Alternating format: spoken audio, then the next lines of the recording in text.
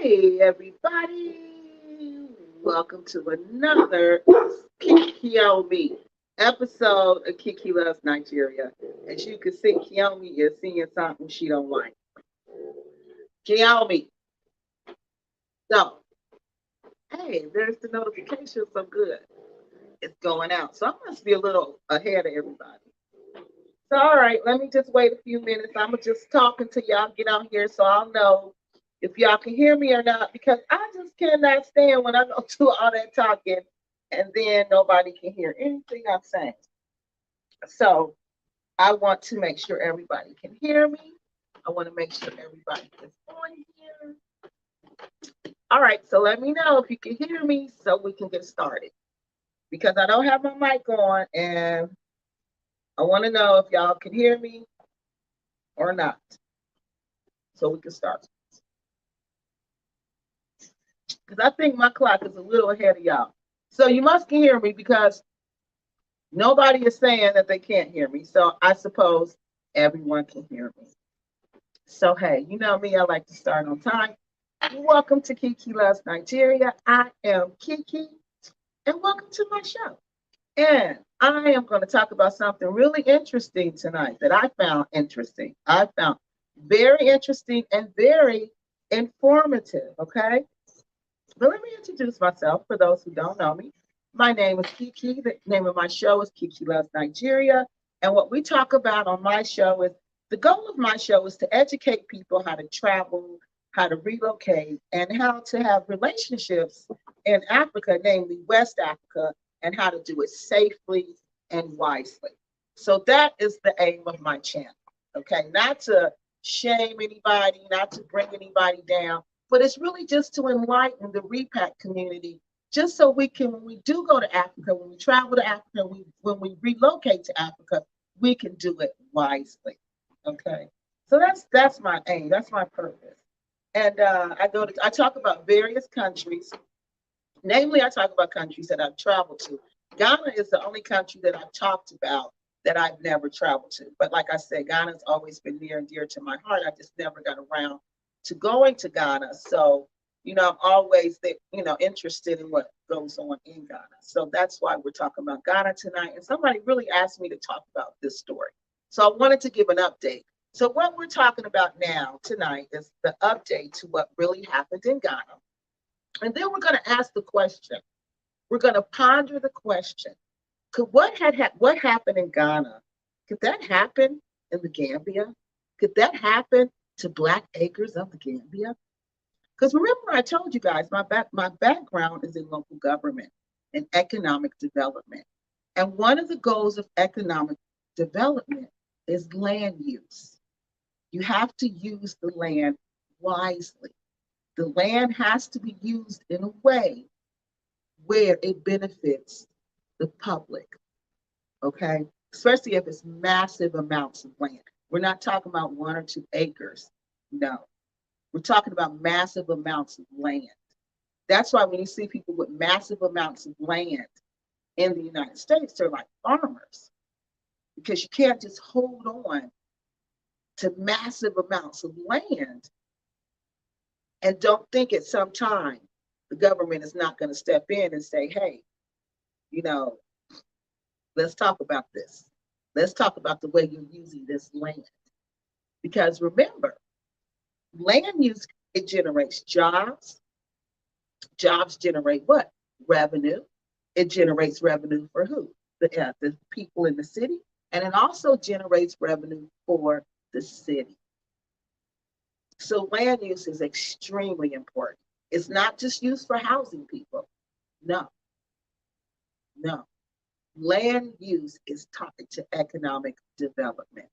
And if that land is not being used in a way that is benefiting the public, like I said, and it's massive amounts of land, it's just a matter of time when somebody will come in and take that land. Excuse me.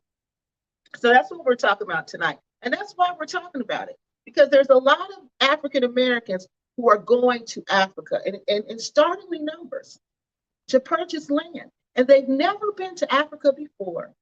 They don't know anything about Africa. But I'm not saying this is what happened with these people. I'm just telling you why this is important for us to talk about this. There's lots of people who are doing this. And then when they get to Africa and it doesn't go the way that they thought it should go, or it doesn't go the way that it goes in America, then they get upset and they say they were scammed when they really were just not educated on how business goes in Africa. All right. So, like I was saying, we want to say we were taken advantage of, and we just failed to educate ourselves before we traveled, before we relocated to the country that we wanted to relocate to. So I'm going to stop there and look at this comment, and then I'm going to go back. Okay, this person says Black Acres is nowhere near that road, and stop it. So I don't know this you man, but you man, I want to know, where did you get your information from? How do you come to that conclusion? Is this just something you think and you feel? Or is this something that you based on factual evidence? That Black Acres is nowhere near that point. What point? Of the government stepping in and taking their land? How do you know what the government in Gambia is doing? How do you know? You don't know. We don't know. It's called economic development, people. And the country is developing, and it needs to develop its economy. And the one way you do that, the main way you do that, is with land use. Okay? How you use that land. So you, man, you came and made this statement, but you know, this has been on here for quite some time, so I don't know if you're on here now. But you know, I like to know why you think Black Acres is not. This isn't relevant to them, because I feel like it's extremely relevant to them, especially when we go over the situation. So let's continue, because this is a lot. We got a lot to cover tonight, so we got to get going. So first, we're going to update. We're going to talk about what happened in Ghana. So let me get up here and share my screen. So first, we're going to talk about, we got to put up our fair use, you guys. You know, we got to put that up there. There you go. So fair use basically says that I can use this information. I can use somebody else's videos, and I can use somebody else's information, as long as I'm educating the people. And that's exactly what I'm doing. I'm educating people on what really happened. Because all too often, African-American people, they just believe rumors. We believe gossips. We believe, you know, everything else but the truth. We won't take the time to research ourselves. We won't take the time to look. Okay? So I said, well, let me just take the time to look into this and see what really, truly happened. And that's what I did. So I took the time. I looked in to see what happened, because I wanted us to make an informed decision about purchasing land in Ghana and about purchasing land in the Gambia. So that's what the whole purpose of this video is all about. So yes, fair use does apply here. And also, I won't be playing the videos in their entirety on the way they are on their channel, okay? You'll see them in this format, which changes the way they're presented. And again, it's just for the information to share with the people on how you can, you know, relocate and buy land in West Africa and don't feel like somebody's taking advantage of you. This is a very important topic for discussion, because many people think they are outright buying land in Africa when they're leasing the land for a year. She's absolutely right. But they're not telling us that. And you know what, Maylee, why do you think they don't tell us that? Why do you think we've been lied to continually? Continually. Why do you think, and they can't transfer this land? Like, you know how Black Acres talk about, I'm going to leave this land to my kid. You can't do that. Once you're gone, it's gone. The deal is gone. The deal is between you and the government, not you and your family. That's not their family land. That's a lie. That's a lie. That land is, so many acres is leased to Rick. And once he's gone, that deal is gone, unless they take it before then. And so many acres are leased to Cynthia. And once she's gone, that land, that deal is gone. And that's the reality of it. So I don't understand why our own people continue to lie to us about these land deals in Africa. All these lands are leased, people. All of them. Everybody you hear talking about this, These are leased properties, unless they're little small acres. And even if they're little small acres, they don't own them unless they're only way I believe they can own them, outright own them, is that this was some free land, or if this land was some land like you marry a Gambian and this land was in that family. I think you can own it then, or I think the Gambians can own it. But a foreigner like that, no, you'll never be able to do that. You'll never be able to do that. Why do you think? Remember when we had a base in Japan? Remember that base that was there? And I think it was Hong Kong. It was there for 99 years. It was leased. All this time, we put all this money into this base thinking they were going to renew our lease after 99 years. No, they didn't. They kicked us out. They kicked us out. I bet people didn't even know that was leased land. They're not going to let you take their land like that. They're just not. And why are people lie to us? I don't know. I wish I knew. I wish to God I could sit up here and tell you guys, well, they lied to us for this reason, or they lied to us for that reason. But I don't know, but they're lying. They're lying. I could never go to Gambia, Cameroon, Nigeria, and me, a woman, go over there and purchase. That's not going to happen. I could probably lease it, but that's about it. As soon as the government realizes they need my land, or they decide they need my land, and I got enough, but not if I got a small amount. But if I got 26 acres and I'm just using it for private use, yeah, it's not. If they're going to take that land back, it's when, because they don't own it. From what it sounds like to me, it sounds like it's some kind of customary lease. And we're going to go through the 3 different types of leasing, because it's leasing.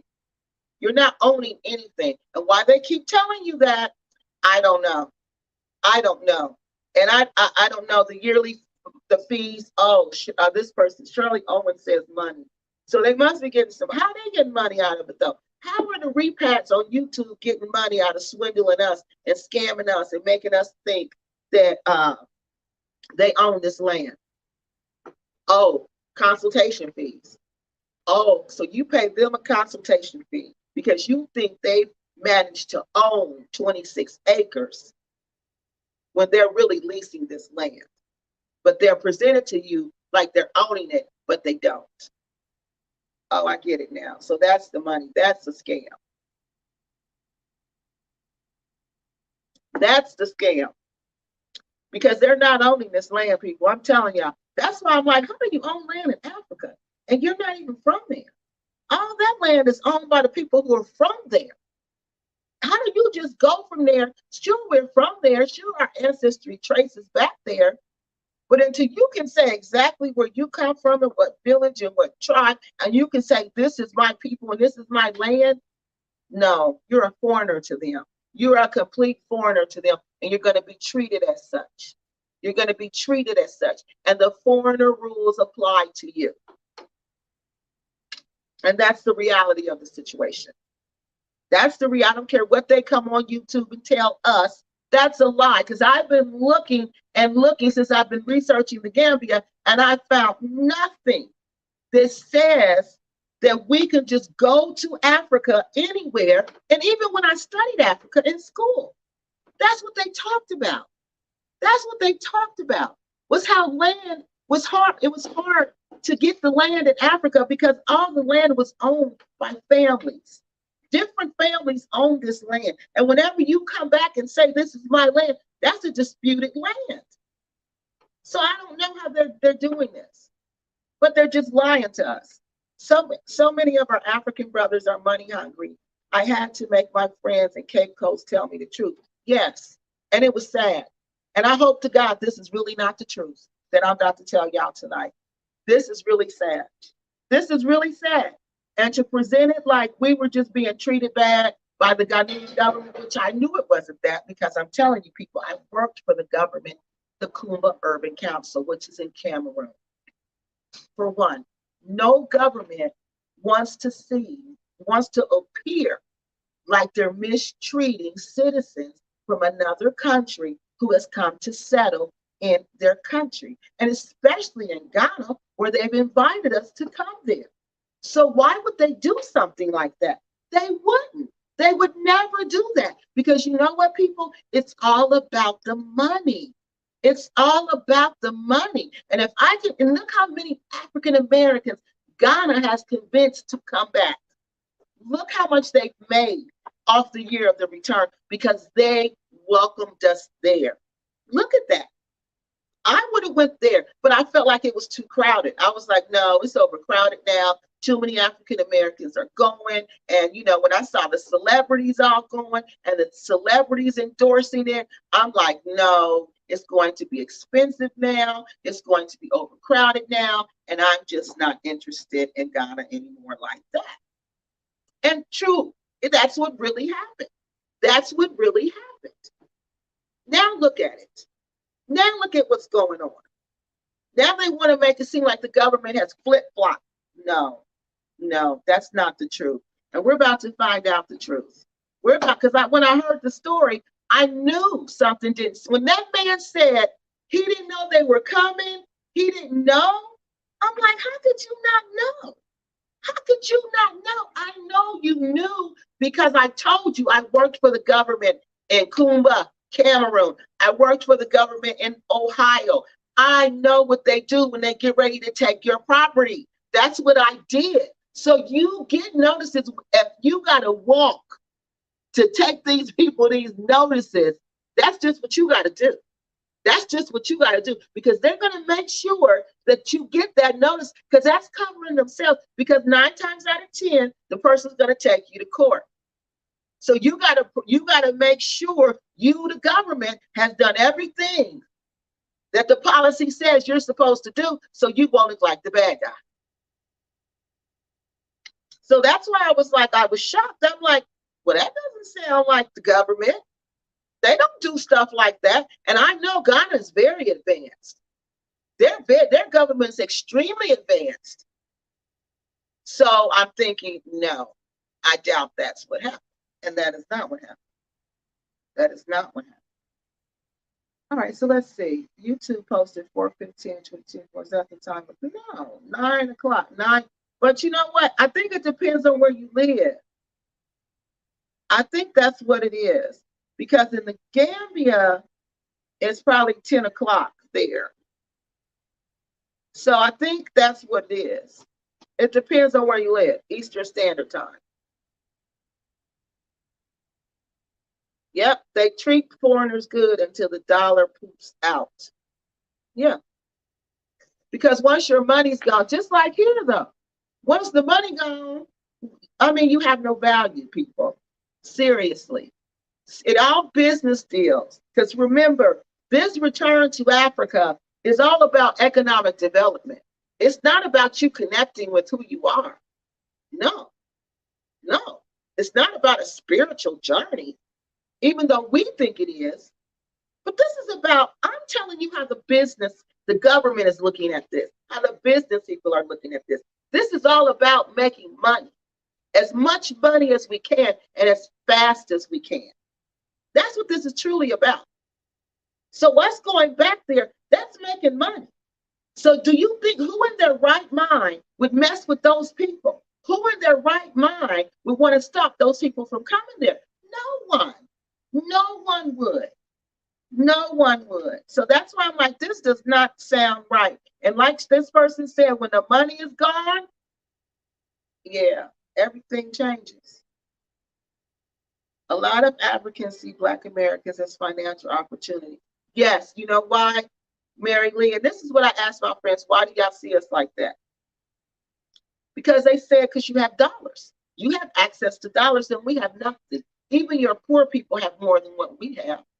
So to us, that's what you are. You are a financial opportunity. You're a chance for me to get out of this situation that I'm in and make some money.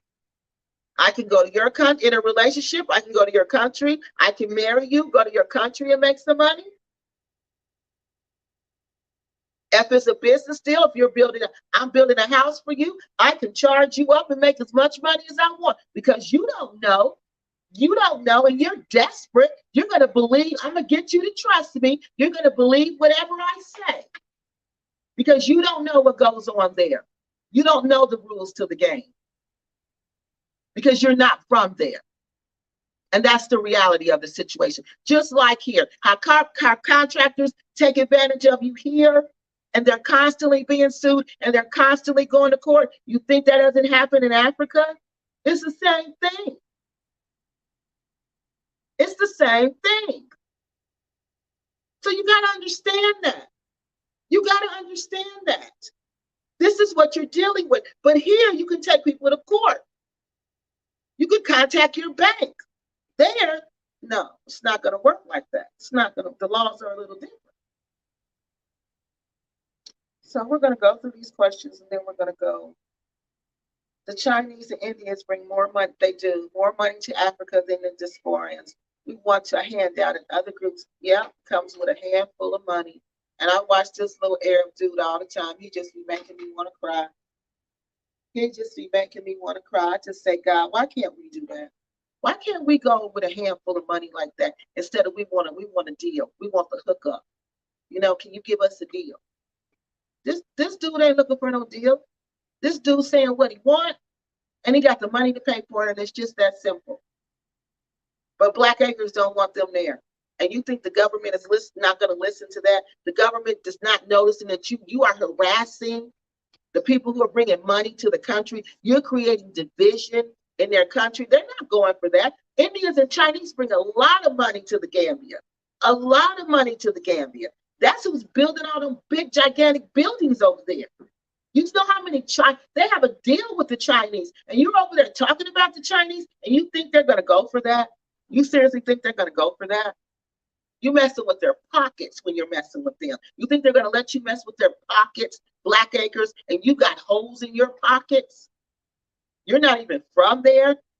They don't think like that.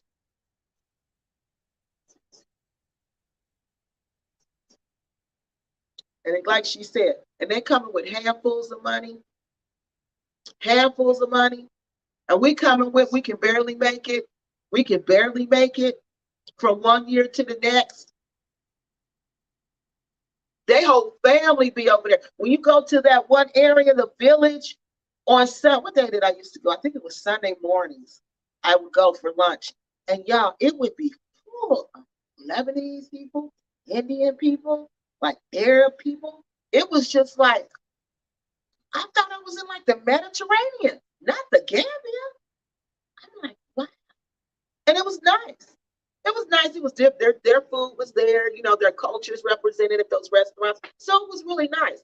But you think, I say that to say, Black Acres actually thinks they're going to let the nobodies who come in with people who only want to think they can make it with $10,000? You think the government's going to let you create division in that country and remain on 26 acres of land? You think they don't know what's going on? That was our job, people, to know what's going on in the community. What do you think I did most of the time? I walked the streets in the community. I talked to the people. That's what we do. We find out. We know you're not doing nothing with this property. We know this property has been sitting here for 6, 7 years. In Black Acres case, but these houses we were taking, it was like 20 years and nothing's done. Nothing's done. Like somebody owned it a long time ago and the older person passed away. The young people were in the house and they weren't doing anything with the house. And you can't have furniture on your porch. For some reason in Ohio, people like to put furniture. Southern Ohio, they like to put furniture on their porch. No. So you got your furniture out on your porch, you got your beer bottles out on your porch. We're going to write you a ticket for that every day. Every day. Now look how dirty Black Acres is. You think they're not sitting in them meetings because you're going to come up there. Gambia has a land shortage problem, people. They don't have enough land. So how long do y'all think the government of the Department of Agriculture is going to let Black Acres sit on 26 acres of land and do nothing but build a 4,000 square foot snake den. That's all they built. That's all they built.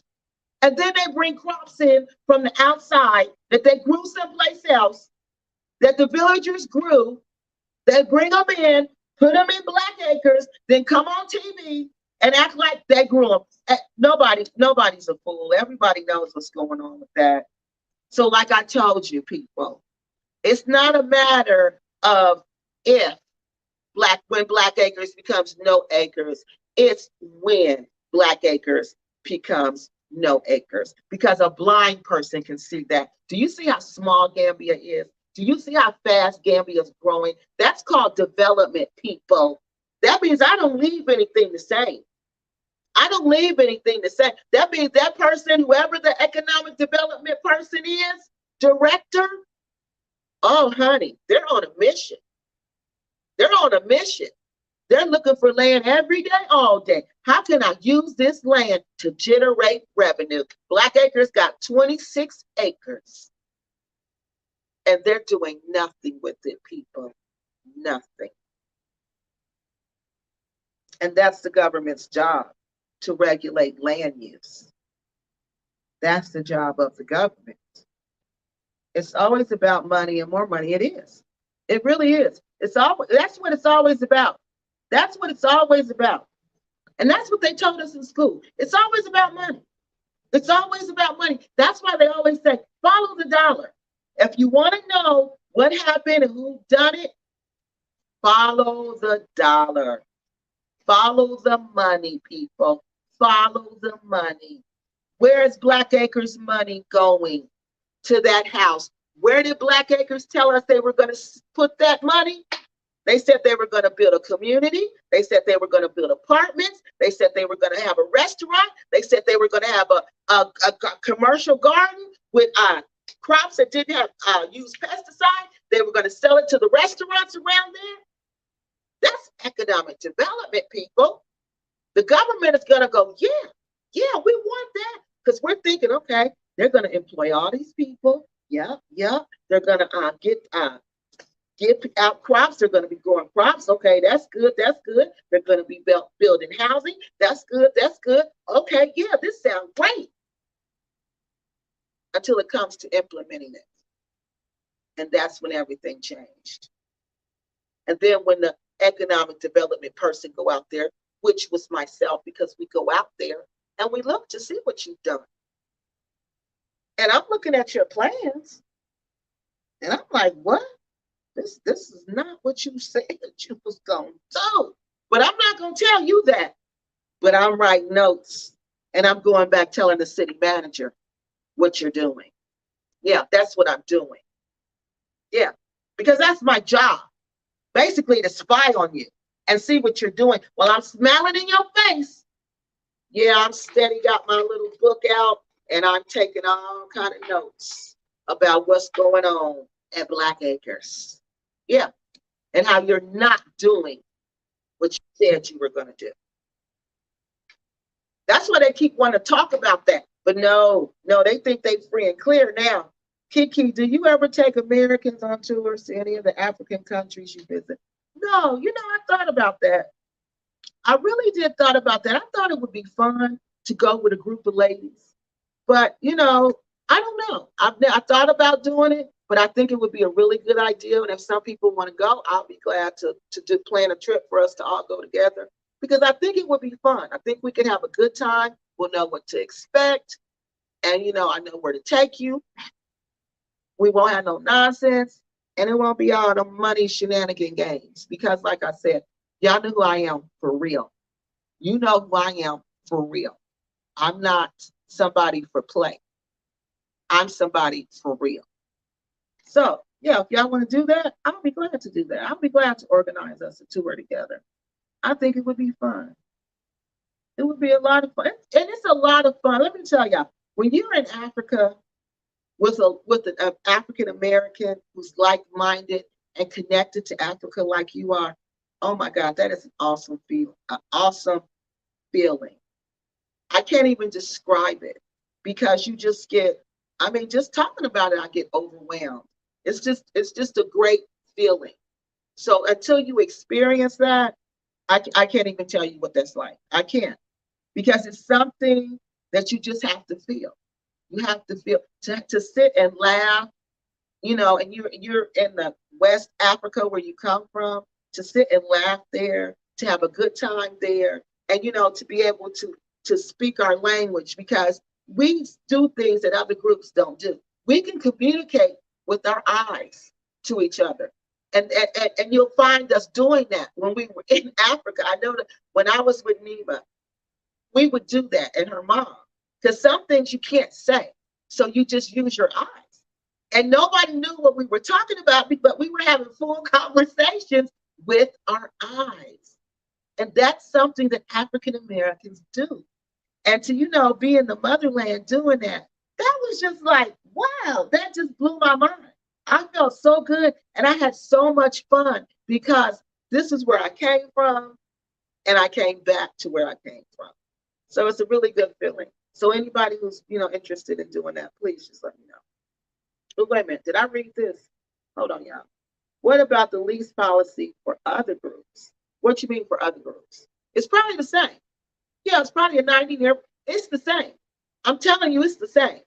But businesses, if you come in and you say, I got this big business deal, and I'm going to do this and I'm going to do that, we're going to say, okay. So it's the same lease. But if you say you're going to do that, and then we notice you're not doing that, we don't care. You got to remember, Miss D or Mr. D, this is about money. They don't care what color you are. We don't care what color you are. Government don't care what color you are. Government don't care what race you are. Government don't care what sex you are. Government don't care what gender you are. Why do you think we pass all the laws? Because we care about your money. We want your money. That's what we want. We want your money. So let's put it on the table and keep it real. We don't care about any of that. So those people, those other groups that come in, they're going to get the same lease. They're going to follow the same rules. They may get a little more deals because they got cash. They got big cash, and they're speaking with big cash. So they'll probably get a deal. But oh no. If they take a big chunk of land and they say they're going to do something and they don't do it, the same rules apply to them.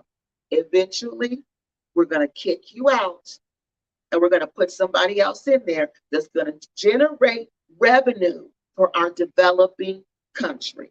Because our goal is to create a stable economy. That's what we want, a stable economy. And we don't care who's bringing it to us. We're not going to sit there and say, oh, the black man, we just want money from the black man. If you ain't black, we don't want your money. No, government don't work like that. They don't work like that. No, I'm sorry to tell you that. I'm sorry to tell you that. I'm sorry to tell you. No, we want your dollar. We want your naira. We want your dalasi. We want your CD. We want your CFA. We want that. We want that. And if we got to deal with the Chinese, I don't know what their money called. What is it called? A yin, a yang, a yen? The Chinese yen, is that what it's called? I don't know. If we got to deal with them and get that, and they doing what they say they doing, they generating economic development in our city, in our country, then hey, we're going to deal with them. We're going to deal with them because it's about the money. All this sentiment that we taking over there, don't nobody care about that but us. Don't nobody care about that. Only thing they care about that is making money off of that. Right, fruit roll up roads, pretty much. But they don't want that. Nobody wants this person D, Miss D, to call their roads. No government wants to hear that. No government wants to hear this person describe their roads as a fruit roll-up. That's why I'm telling you, Black Acres won't be there. They're not going to be there for 99 years because they need money to get rid of these roads. They need money to build the infrastructure. They need money for all of this to happen. Gambia is too, their ground has become salty, extremely salty. They can't even sell rice like they used to because it's too salty. So they got to find other ways to make money. They can sell the groundnut. But come on, people, how much can you make off a daggone groundnut? Who want to be known for selling groundnut? But tourism? I could be known for tourism? Hey, that sounds better. And that makes way more money than groundnut.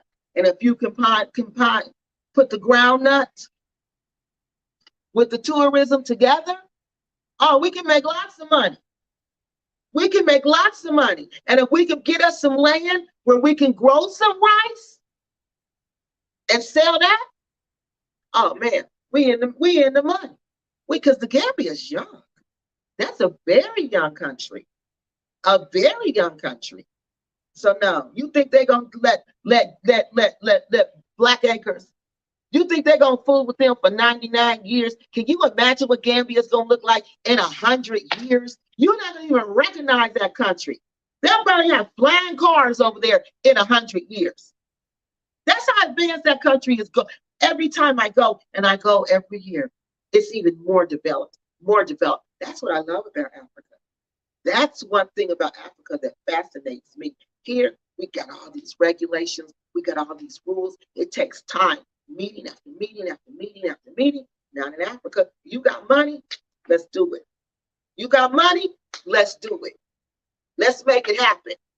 Nobody's going to sit around and have meeting after meeting after meeting after meeting. Nobody's going to do that. We're going to meet, we're going to talk about it, we're going to do it. You're going to give us the money, let's get it done. Let's get it done. That's how it goes. That's what I love about Africa. But see, we don't have money like that. So we can't will and deal like that. So we come over there with the sympathy card. The sympathy card. Now let me tell you something. If people didn't care, now I'm not saying everybody didn't care, because my ancestors cared. They cared about us being taken into slavery. But some people really didn't care. Now, some people really didn't care about that, us then. Do you think they care about us now? Now think about that. They don't even teach them about us. What happened to us? They teach we went to I don't even think they teach we went to another country. I don't even know if they teach the transatlantic slave trade, but they sure do not teach African American history. No parts of it. Zero.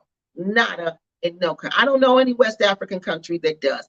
If I'm wrong, please correct me, because I would love to be corrected on that end. Because I'm like, how do you tell the story of West Africa and you don't tell the story of the African American? How do you do that?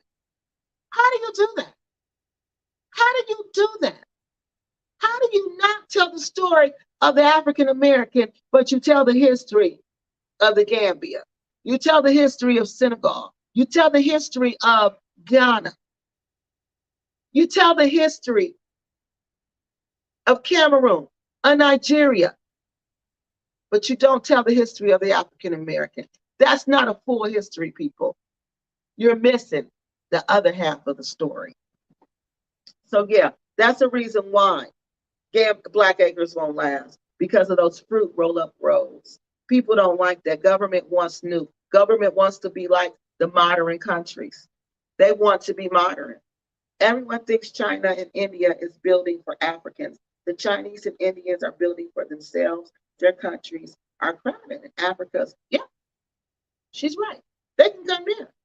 They can bring their wives there, because Africa's not like that. They don't look at you and say, oh no, Chinese, you're not coming here. Oh no, Indians, you're not coming here. No, if you generating revenue, then you're welcome to come. You're not causing trouble. You're not starting fights. You're not causing division like Black Acres does constantly. You're not overusing our services like African Americans do constantly, tying up the court system. You're not doing that. You're helping us grow. You sure can come. You can bring your wives, you can bring your kids, you can even marry our women. Yeah. Then you can really own land because your kids are Gambians. Oh, people. Y'all need to quit playing. Y'all need to quit playing with this sentiment stuff. Nobody cares about that. All they care about is the money. What you got? I keep you ain't places and spaces. That's all they want to know. What you got? What you got? And it's not to say that's just Africa. That's for real. That's life. That's economic. That's why it's called, what is it called? Economic development. Developing the economy. Developing the money. Getting the money. That's what it's about. And until you realize that and realize it's not about your feelings, you're just going to be stuck. Does Blakkk have an ocean front? I don't know if Blakkk would have an ocean front, but I think Blakk's property would do well if they could find somewhere. Now, from an economic development perspective, how I would look at that land, because it's too salty to grow rice, okay? And some portions of it, it floods a lot. So I would go back into that land to where it's more solid, and I would put up some type of housing, some type of vacation homes, some type of resort. That's what I would do there. And then I would have the swamp part. It's like a tour part because some people would love to stay at a hotel and then there's swamp land there. And you can make the swamp land like a tourist attraction because there's a park in Nigeria called Blakkk Reserve. I forgot. That's not the whole name of it. Conservatorium, something like that. But there's a part of it that's actually swamp, just like Black Acres. And they give you boots. You put the boots on and you walk through the swamp land and you get to see all the birds because you see all the pretty birds over there. Now just think if Black Acres is gone from, and everybody's gone from the truly swampy part, then, you know, the wildlife will return. You can have the hotel so far back where the land is stable, the resort, not a hotel. I would do a resort and I would market it with the swamp land. That's what would make the hotel different, the resort different, and that's what would make it stand out. That's how I would market it. It's riverfront. And then there is a nice little river right there. It really is. It's a river. That's what I'm saying. You can market all of that. Because some people want to stay there. It's a nice view, suitable for, yes, places and spaces, water sports, fishing. The people who get on them boats in Louisiana and go down in them swampy lands. You know how they take them on tours down there? I would do all of that. You think they're going to let Black Acres keep them 26 acres and then talk about they're going to pass it on to their kids? Do y'all believe that for 1 second? I hope y'all don't. I hope y'all truly don't. I hope y'all don't, because that is not going to happen. That is not going to happen. Black Acres must have forgotten about the pig food manufacturing that was burned down by the people after they were accused of not hiring the locals, bringing in illegals from Senegal. Because you notice how many times they changed employees out there. That's how I know they're not treating those people right. Because remember, they had all them young ladies that used to work there. When I went there, it was full of young ladies. And I remember the young ladies would always be arguing with Cynthia about their pay.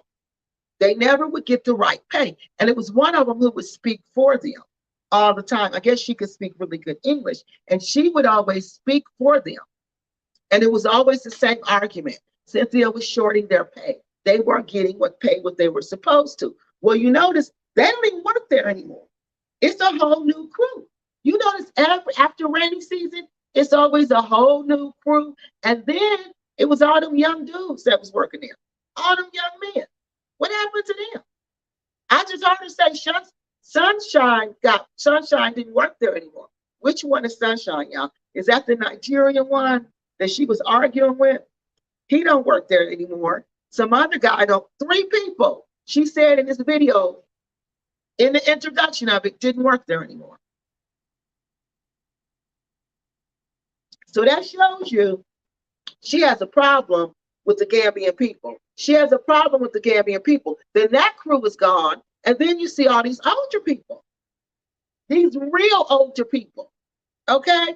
Then after that, now you don't even see them. Now when I turn it on, I don't even see them anymore, y'all. I don't see them. I see James. James out there working. That's who I see working now, James. Oh God. The cows are still coming in. So does that mean the fencing isn't finished? But the fourth, yes. Yes. But the fourth, yes. Yes, that's what I'm telling you. You think the government is not paying attention to that? Because they're going to see, just like I'm going to tell you in this story, they're going to check to see how far you've gotten. What are you doing? And you're constantly complaining about the cows getting in, but you don't even have a stable fence to stop them from getting in. And you know why they're getting in? Because they're used to going there and grazing, because that was good communal farmland. That's why I believe Black Acres has a customary lease that they got into with somebody, an Akalo who owns that, who's over that land, and that Akalo leased that land to them. That's what I think happened, or either they leased it directly from the Gambian government, but they do not own that land. They don't. And you got to tell them what your plan is. You know, you got to tell them, this is what I plan on doing with this land. And if you don't do it, that's a breach of the contract. You didn't do what you said you were going to do. And we all know Black Acres has not done anything that they said they were going to do. Now, what does it say? The other groups come for profit and understand the African mind, because they have been, yes, dealing with the African for centuries. We are new in Africa, and she's absolutely right. They know the African is about developing their country, and it's always been like that. That's how they got us. Trade. We were traded away, people. Sometimes it wasn't even money. They didn't have money back then. Sometimes it was for a mirror. It was for beads, like these beads. These beads I got on, well, they would have really traded this away. These bracelets were anything. We were traded for those things. Economic development. This is something new. You want to trade me that? Yeah. They know Africans like the latest and the greatest. They know Africans like to look nice. They know Africans like to be the leaders, not the followers. They were dealing with African kings. They weren't self-giving. To us, now we say this is junk. The Europeans, it was junk to them, but to West Africa, and you got a mirror, and you got dye to take your gray hairs away, to make you young again. Oh, wow. Yeah, I'll trade you that for these Africans. I don't even like them. I can't stand them. They're nothing but troublemakers. Take these slaves, you can have them, but you can also have these people too. These troublemakers, these warriors who keep fighting with me, these people who keep standing up to me. Get them out of here. Yes. And if you give me some beads, and I'll gladly take the beads. It's the same thing, people, except they're not trading people. They're trading land. It's the same thing. So they know how the African operates. They know that mind is about making money. Making money. Africans make money. Why do you think when they come to the United States, they do so well? Because that's their focus. Their focus isn't sleeping. Their focus isn't eating. Their focus is making money. That's it. And that's all. And that's the truth. But we want to go with sentiment, with our heart in our hand. Oh, I was stolen from here years ago, blah, blah, blah, blah, blah. The fruit roll-up rose comment was for the shady construction by the Chinese and some other foreigners. Yeah. And you know what? That's true. And that's a problem. But that's a problem they're going to have to deal with. Because the roads, if they're not giving them good roads, the government is going to eventually call them on that. They're going to call them on that. They're going to say, oh, you can't keep doing this, or we're going to end the contract. And that's what happens. They end the contract. Same thing. We end the contract. If you're not going, you can't keep giving us this shady construction, because it's going to cause accidents. And remember, Go Hard Gambia, Quasi did a video about that. On that new road, there were 3 accidents already, and some of it had to be shut down. Yeah, because government's not going to allow that. The job of government is to protect the people. Okay? Create jobs and protect. Give the people opportunities through jobs and to protect them. So if this road that we put down here, we're working with these Chinese people for, if these roads are not safe, then oh no, you can't do that. We're going to end up ending the contract with you. So it's just a matter of time for all that eases out too. But you got to remember, it's a different standard than what we have in the West for Generation Life Wayne. Okay, hey, people in your American people, if you're American and you open a business in any foreign country, you still, yeah. Do you know that? You still have to pay the U.S., also known as the IRS. You sure do.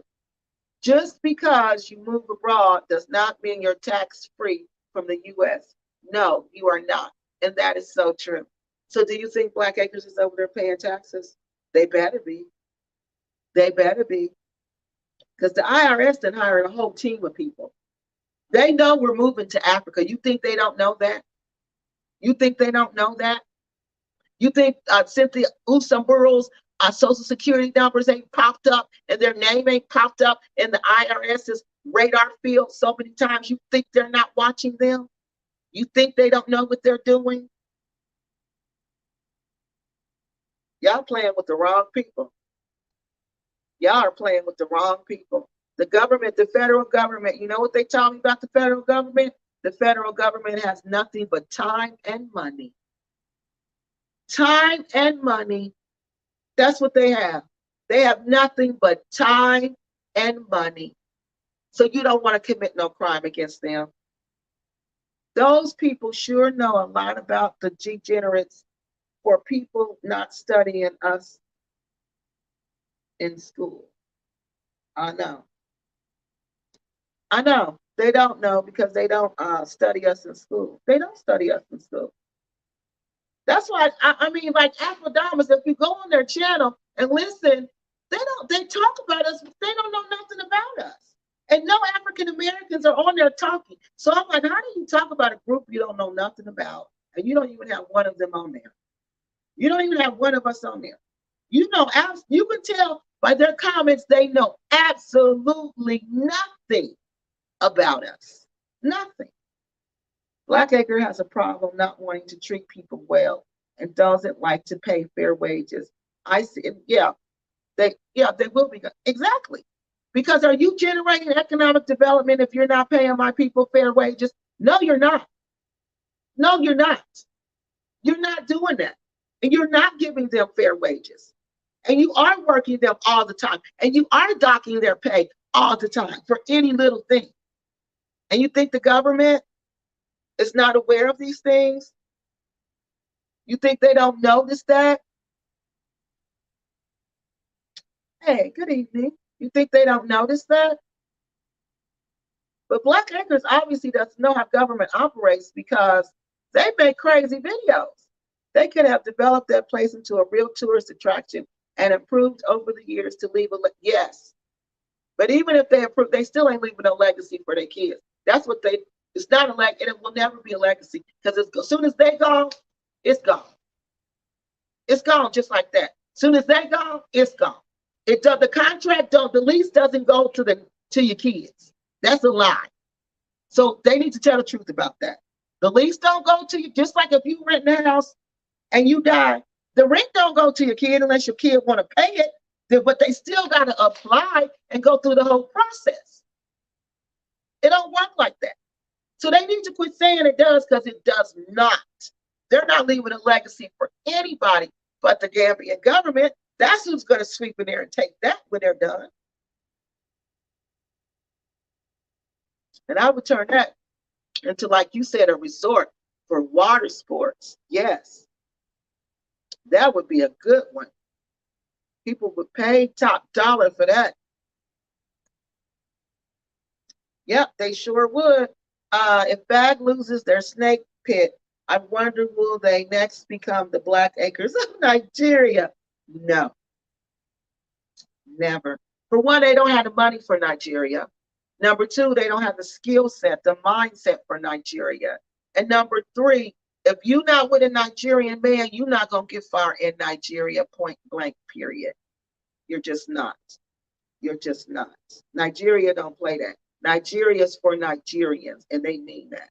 They mean that wholeheartedly. Yeah, Africans are about making their money. Nigerians are the most successful immigrants in America. At home, they're on their grind. Yes, every day. That's why I love Nigeria. I love it.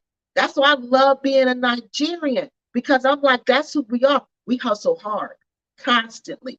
We know what we want and we stay focused and we get it. When I'm in Nigeria, man, I would just love that. I love that about Nigeria. No matter where you go, a Nigerian is not going to just sit down and wait for something to come to them. No, they're not. They're going to get up and they're going to get it. They're going to get up and they're going to get it. Black Acres could never make it in Nigeria. Never, never. You know what time they get up in Nigeria? 5:30 and the streets are full. In Lagos, 5:30. And I ain't talking about waking up, getting ready to go to work in the streets, on transportation, going to work. So, I mean, they get out there early as 4. I'm looking at the window at 5:30 and they're out there. I bet they're out there at 4 because sometimes when we would travel, we would get up at 4 a.m. to beat the traffic. No, people, they on their grind, they on their hustle, and we coming over there with sentiments, with our heart in our hand. Nah, nah. Rick hate America, but I bet he's not going to want to lose access to those military benefits. Exactly. That's what he always talking about, the illusion, but he needs that money from the illusion. He needs those benefits from the illusion. So he needs to stop. There is a limit on the amount of tax-free money you can earn overseas. If you're over the limit, you're supposed to pay taxes for that money. I lived in a Black country for 11 years. Good job. Thank you for telling us. Nigerians aren't, they are the Ghanaians. Nigerians aren't, they and Ghanaians rank 62 and 63. Indians are the U.S. government. Keep stats on that. What you mean the Nigerians aren't and the, what do you mean? Indians are. Because no, we just saw stories about that. The news was just talking about that. And they just passed some immigration laws. They changed that. I really need to do a video about that are more friendly to Nigerians now because they want to increase Nigerian immigration to the United States because the Nigerians are so successful when they come here. I told y'all wouldn't believe how many Nigerians are in the U.S. government who hold seats in Congress. And they're usually, guess what? Republicans. Yeah. They barely have money to afford to live in the Gambia. Exactly. So they can't afford Nigeria. And that's another thing they're going to look at. Can Black Acres, they bought this land. If they would have did what they said they were going to do, they were indeed going to generate enough revenue to maintain that land. But they have not done that. They have not done what they said they were going to do. Therefore, they have not generated any revenue to maintain that land. They can't maintain that land. They can't maintain Black Acres. Okay, so let's go back to where we were. So that's the fair use stuff. We got that out. So y'all remember what happened in Ghana, all right? For those of y'all who don't remember what happened in Ghana, who don't know what I'm talking about, I'm going to play y'all a clip real quick. Hold on, let me take this one down. So for the people who don't remember, it's easier for me just to play y'all a clip of what happened so y'all will know.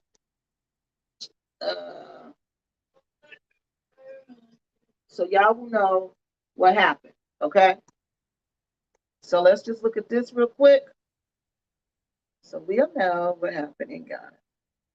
For all of that.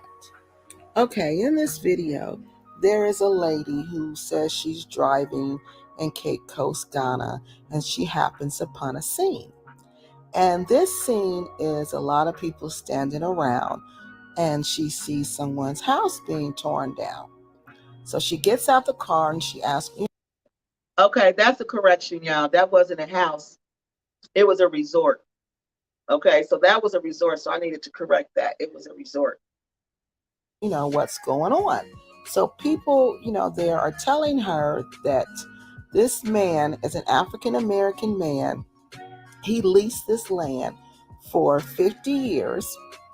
And now they're telling him that this lease is up and that this land has been resold.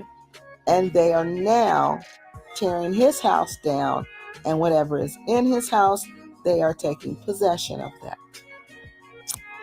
The man is there. He has a red shirt on.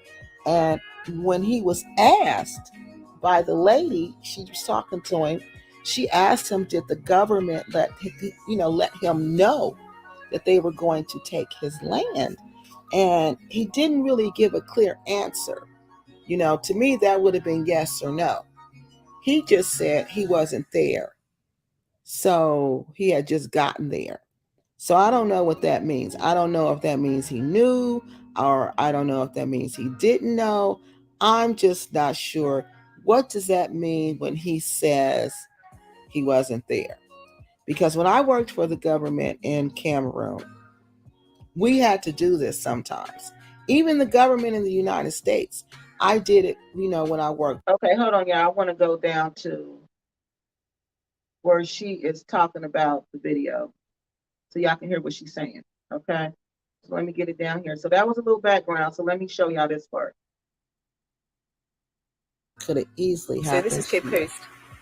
Not quite sure what's happened. They've just come and knocked somebody's building down, just like that. That is crazy.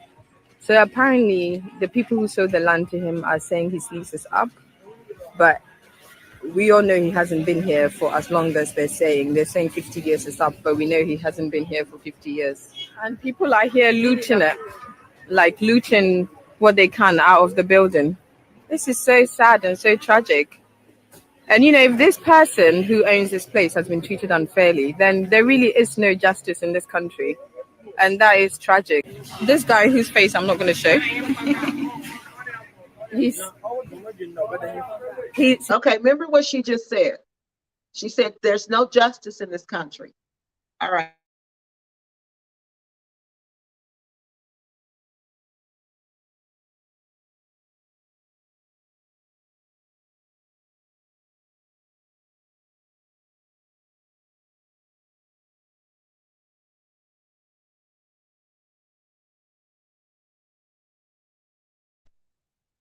All right, so let me tell y'all. Remember what she just said. That's extremely important. This is an injustice. There's no justice in this country. All right, without even knowing what's going on, you come on YouTube. Well, not YouTube. She was on Reddit. Everybody got the video, spread it all on YouTube, except for me, because I knew it wasn't just that.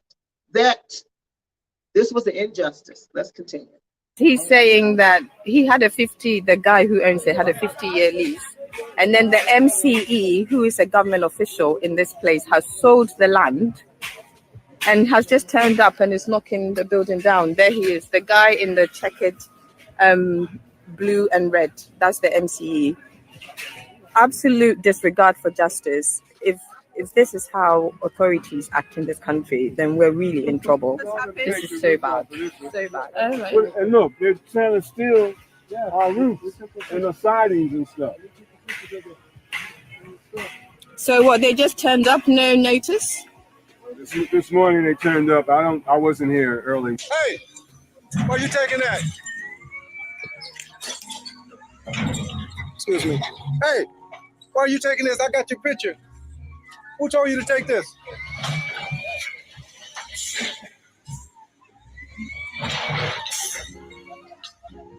Are you secure? Are you with them?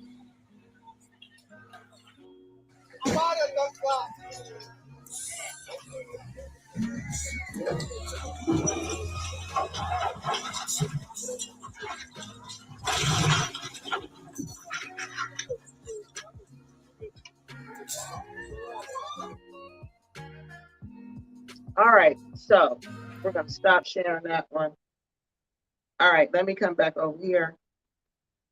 Okay, so that's what's behind this story. That's all we knew at that time. Miss Strickland had asked me to investigate to see what I could find out. When she asked me, there was hardly anything. There was only like that one video by Go Back to Africa. Okay, and I sure didn't want to use what he said because I'm just like, what you're saying that the government just targeted African Americans, just went over there and did this to their land. Why would they do that though? My question right after I watched his video was, why would they do that? It doesn't make sense. Why would they do that? Having worked for the government, I knew what it was. I'm like, oh no. For one, they knew. Number two, they took the land for a reason. There was something happening there or not happening there. Just lost the signal. Oh, it came back. Is it back? Yeah. Okay. The signal is back. All right. So you got to think. So that's when I was like, okay, I did what I could find. I could only find a little bit about the story. But as time went on, there was more information out about the story. And that's when we got the update. And when I found out the update, I was like, yeah, it's just like I suspected, but it was worse than what I suspected. I had no idea. And I don't know if I'm not going to say it's not true, because from the sources where it's coming from, these sources sound like they're extremely reliable, people. This doesn't sound like this was made up or anything. All right. But before we go to that, I want you guys to know the history of this land, this Cape Coast region where this resort was located. This resort was located in an extremely beautiful, tranquil location. I couldn't believe it. When I saw it, I was like, oh my God, Ghana is beautiful. And then I said, when I found out the historical importance of this area where this land was, I was like, oh, this is really more than what we think it is. It was more than, I knew it was more than just the government swooped in and took this land. So let's go here. Let me see where we are on the script so I don't get off of it. Okay, so, okay, we talked about that, how people didn't have details and they just put the story out that the land was taken. Then there was somebody on Go Black to Africa's channel who said he was a senior division person from Cape Coast in Ghana. But what he said, I didn't really understand. He was blaming the government also. But he said he wasn't aware that they had taken the land or if there was any problems, and the government should have notified them. But it sounded like he didn't know what was going on. And I'm wondering, well, if you say you're a senior official, why don't you know the truth? Why don't you know what was going on? So Go Black to Africa's video, to me, he just, I don't know what his mission is, y'all. He acts like he's for Africa, but then to me, it's like he goes to Africa to find out things negative about Africa to stop people from going there. That's the way it looks to me. It's like he's the kind to go there and to point his finger and like, I told you not to go there. I told you this would happen. That's the vibe I get from him. Because to put that video out like that, that was just totally irresponsible to me. Totally irresponsible. Okay, so let's go back and I'm going to take your questions. So then we're going to move to the next clip about what happened. So we're going to go here. Let me go down here. Make sure we got all the videos. Okay, I mean, not all the videos. Ms. Kiki, have you ever thought about giving online African culture classes? Oh, you know what? I did think about that. It was this one website that you could go to and you could do classes. But I did think about doing that, but I think I should do that because that's another thing where we mess up on. We don't know the culture. And that gets us every single time. Every single time. The FBAs are going to Africa. I'm sure it would be very appreciated. Yeah. Because they need it. Because you got to understand who you're dealing with. You got to understand who you're dealing with. Because just because they black like us, that's what y'all think. That's what we think. They black like us. They just like us. No. You know the culture, and I know it would be great help. Yeah, I do. Yes, I'd be glad to do something like that. I thought about that. You could charge a fee for your classes. Yes, I could. Yeah, I would like to do that. Okay. He always talks negatively about Ghana. Yes. I asked him why he's up. Right. Because I told you, I think he wants to undercover stop us from going there or find something bad because he did it to Tanzania. He can't stand Gambia. Now he's doing it to Ghana. I said, this man, he don't really like Africa. He don't really like Africa because he's too quick to point the finger at Africa and say, I told you so. I told you so. Yeah, something about him. I don't trust him. He give off pretend like he's one way, but he's really not that way. He's not at all. Go Black using Africa to make money selling tours. People go on tours with him for real? Hats and t-shirts and a book on how, really? It's on, are you serious? Man, oh, so sad. Man, I believe it with all those subscribers he has, and I'm just wondering who watches him. But that's why you got to keep it up. That's why you got to keep it up. Because once you start depending on that YouTube money, you got to keep making that money. You can't stop. Once you start eating off that money, you become dependent on that money. You got to live by those rules. So you got to keep up that momentum. You got to keep them videos coming. Yeah, he's an opportunist. No, he's not an expert at all. He's not an expert at all. Not at all. And when I was trying to watch to get some information about this video we're doing now, just to get background information, and he did an interview with one of the people who they said they were somehow involved, but it didn't really sound like they were involved. You know, it sounded like they were like on the outside looking in, and I really didn't get anything out of it. But the part that shocked me is when he said his daughters have mouths.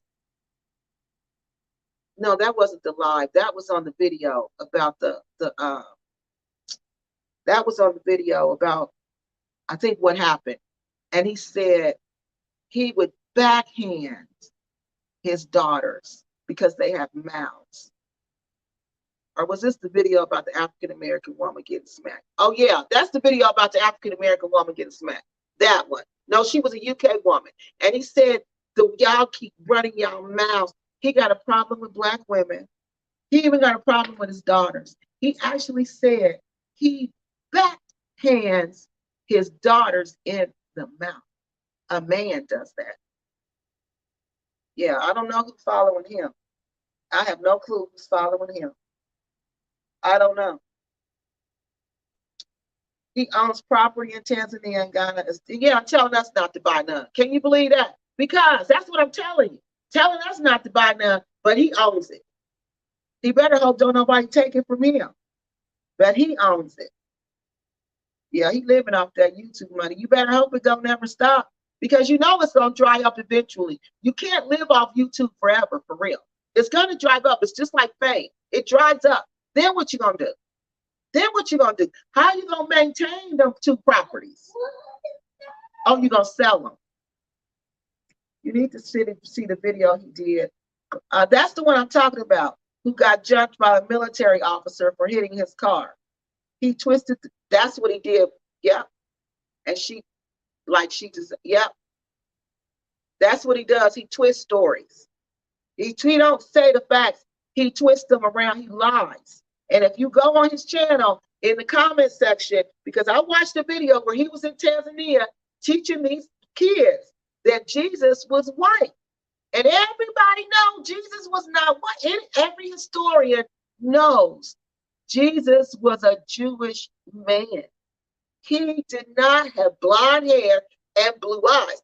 This man was over there teaching these Tanzanian kids that Jesus had blonde hair and blue eyes, and that's who they need to be following. I couldn't believe it. And when I went on there and said something about it, I think the video is still on UN's channel. When I went on his channel and said something about there, he lied and said he didn't do all that. He said he didn't say that. And then, of course, he deleted my comment. Yeah, because like you said, he's an opportunist. He's going to be whoever he needs to be. Mark from Africa checked his butt. Yeah, the one little guy. Yeah, I couldn't watch. I was getting ready for this, and I couldn't. Like when I'm getting ready for videos, I can't really watch other videos. All right, so let's go to here, finish seeing this part. So after, like I said, after looking around, I found a video, a good one.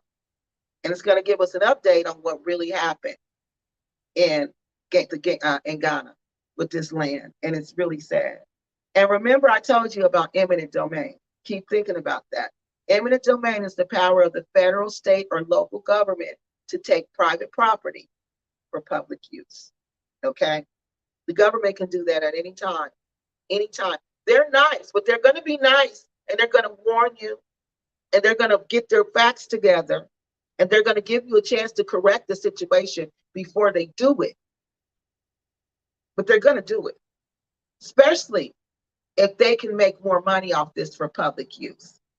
So let's watch. And again, this was not a private home, like I said, it was a resort. So let's watch this video.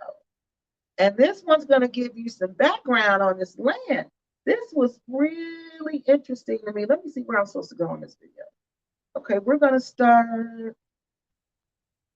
So we're going to talk about the owners of the land. This land. You're not going to believe this. Okay, so let's look at this. I was really shocked when I found out the history of this land. So we're going to go to here. All right. So let's look at this video.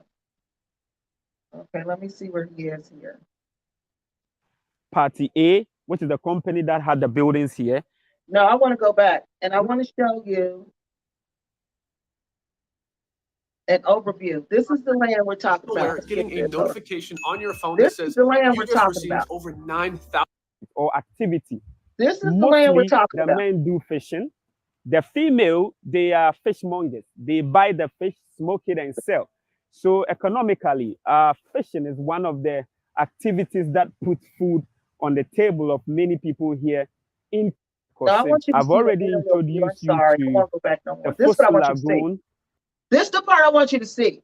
This is the aerial view of this land where it was located. Okay, so let's go. The path, and then the Gulf of Guinea, the sea. I've already made mention that the Gulf of Guinea serves the people of Cape Coast an economic event or activity. Mostly the men do fishing. The female, they are fishmongers. They buy the fish, smoke it, and sell. So economically, fishing is one of the activities that puts food on the table of many people here in Cape Coast. Aside that, on my left, you could see the Fosu Lagoon.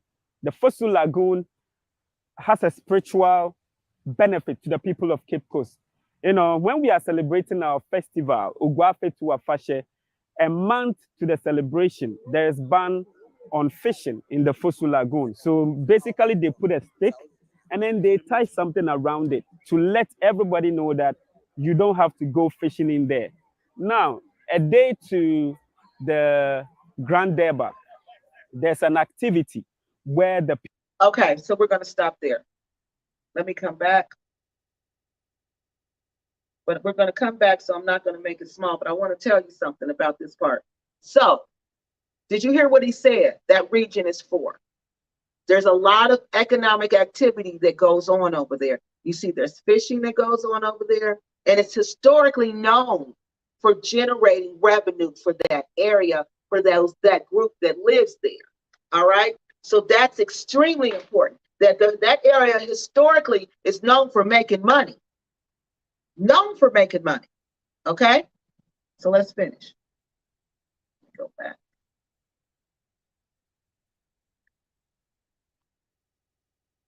People, the chief, the elders, the whole beautiful community of Cape Coast celebrating the festival together with priests.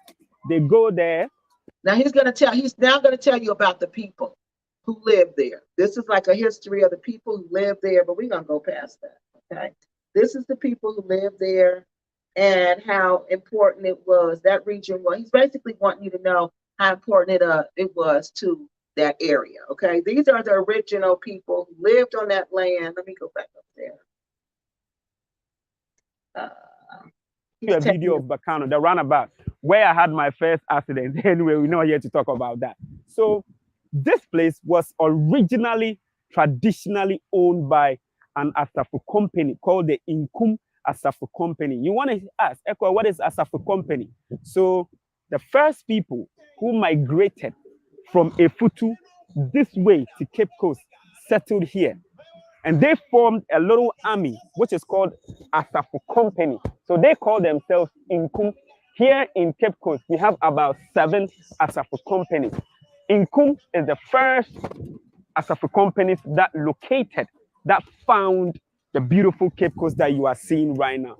Fast forward, government do come, they go.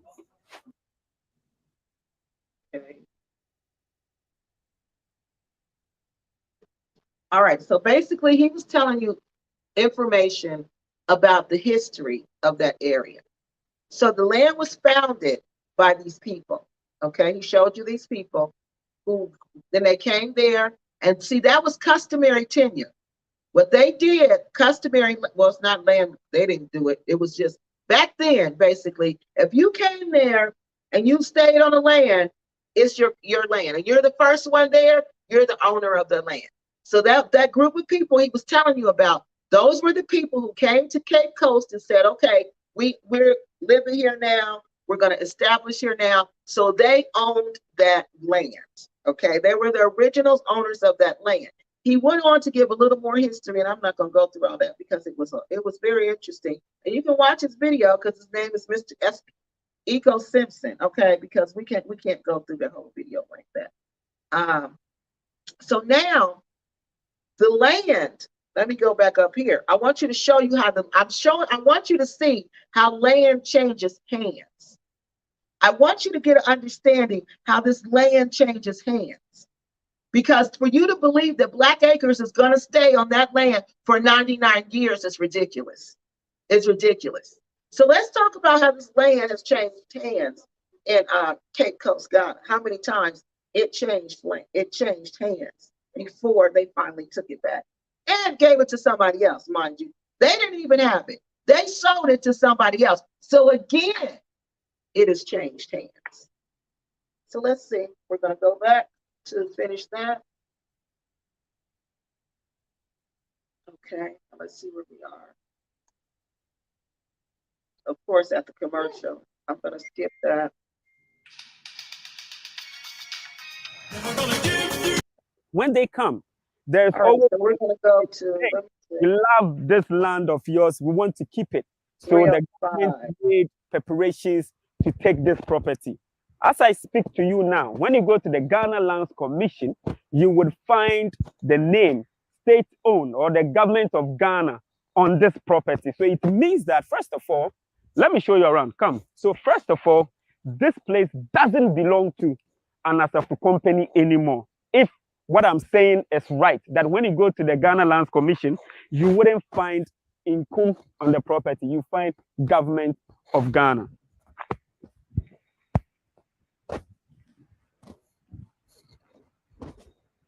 Okay, now you understand that. Now the government has changed hands again. The government of Ghana owns this land now.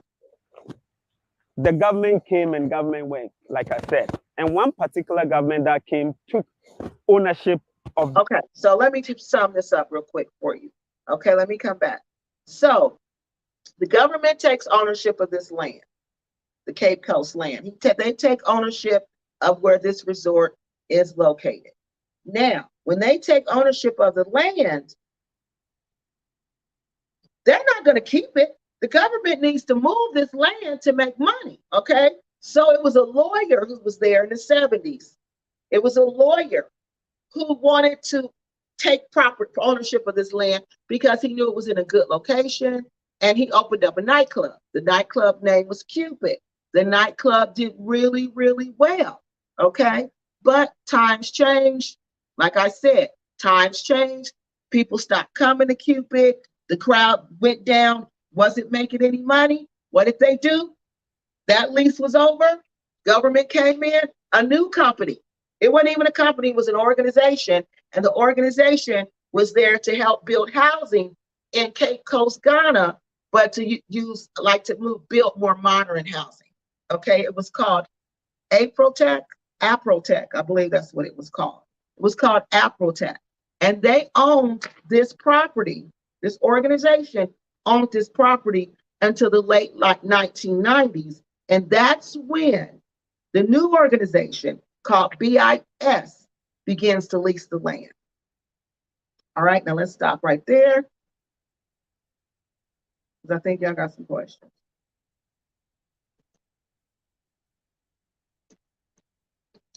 He's supposed to be an Israelite. Yep. And we sure know better. Yep, that's what they said. He's an Israelite. They sure did. Oh, what happened? Oh, we're about to talk about it.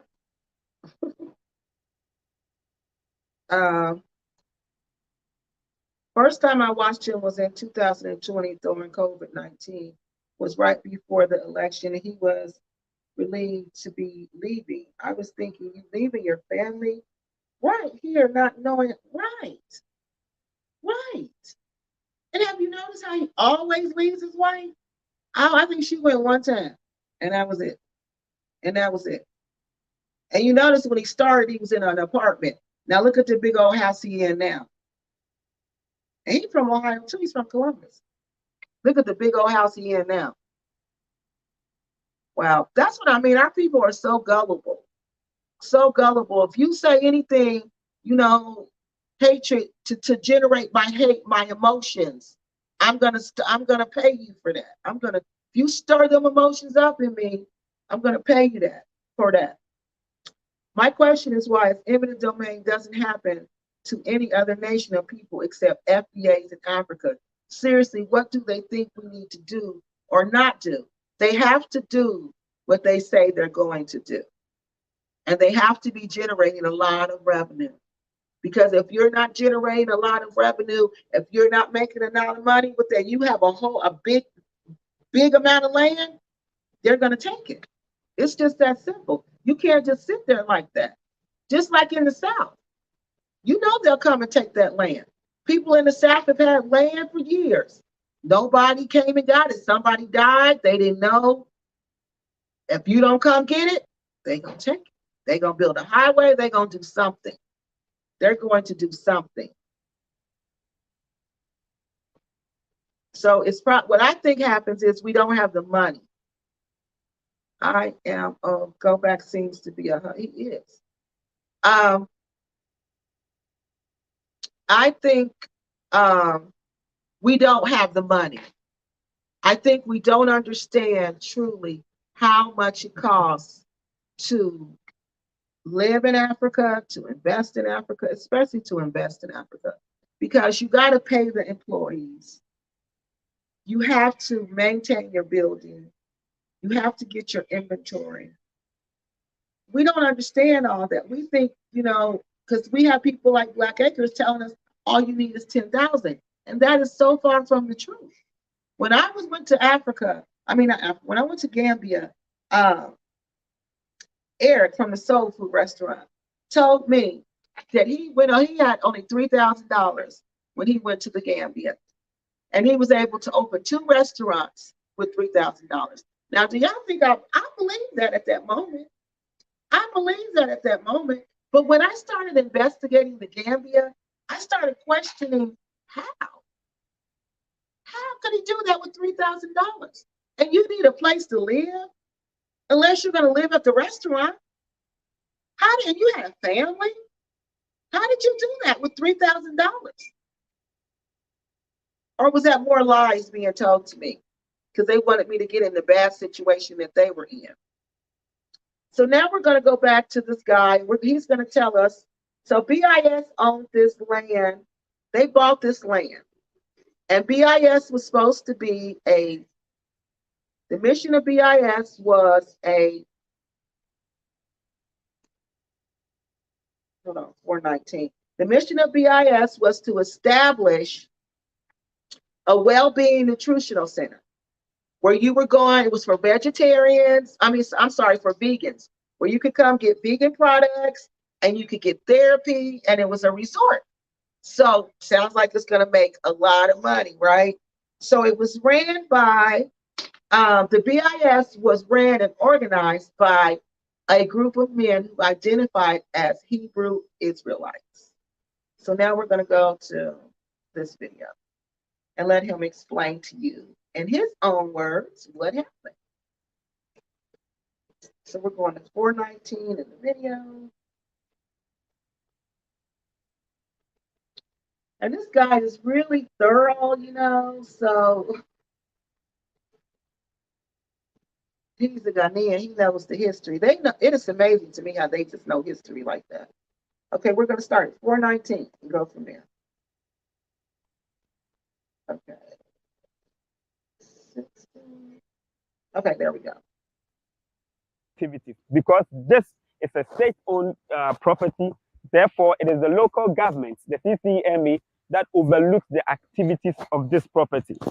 Speaking to an elder who grew up here, he said that in the 70s, the government of Ghana owned this property, gave out a lease to one solicitor or barrister called EMINENT. EMINENT, most of you, if you Google him, he became the commissioner of Shraj, children, blah, blah, blah, that kind of thing. So he managed this place, and he introduced a club, a nightclub, where we called it Cupid.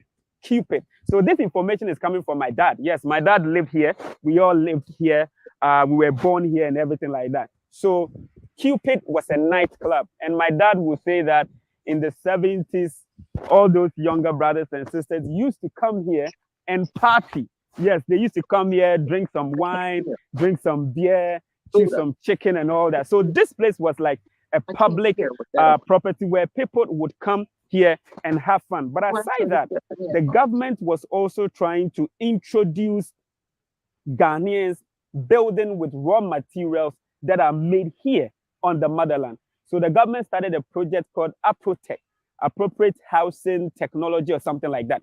So they started from here, which is where we now call Asasipa. This place was called APROTEC. So a lot of people who used to fly these routes or wanted to come here would say, hey, I'm going to APROTEC, I'm going to APROTEC. Now, after a while, the nightclub became a little...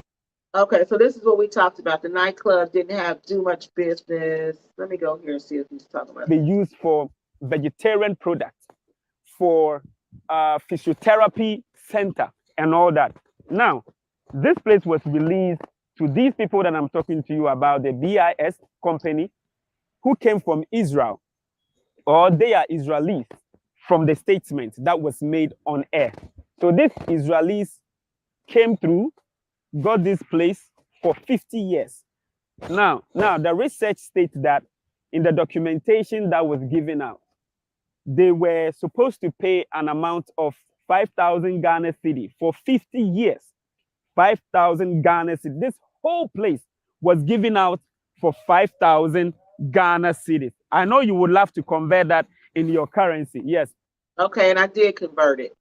So when you convert 5,000 Ghana cedis, that's $431 and some change. But you got to remember, this was 1996. It was less than that, because the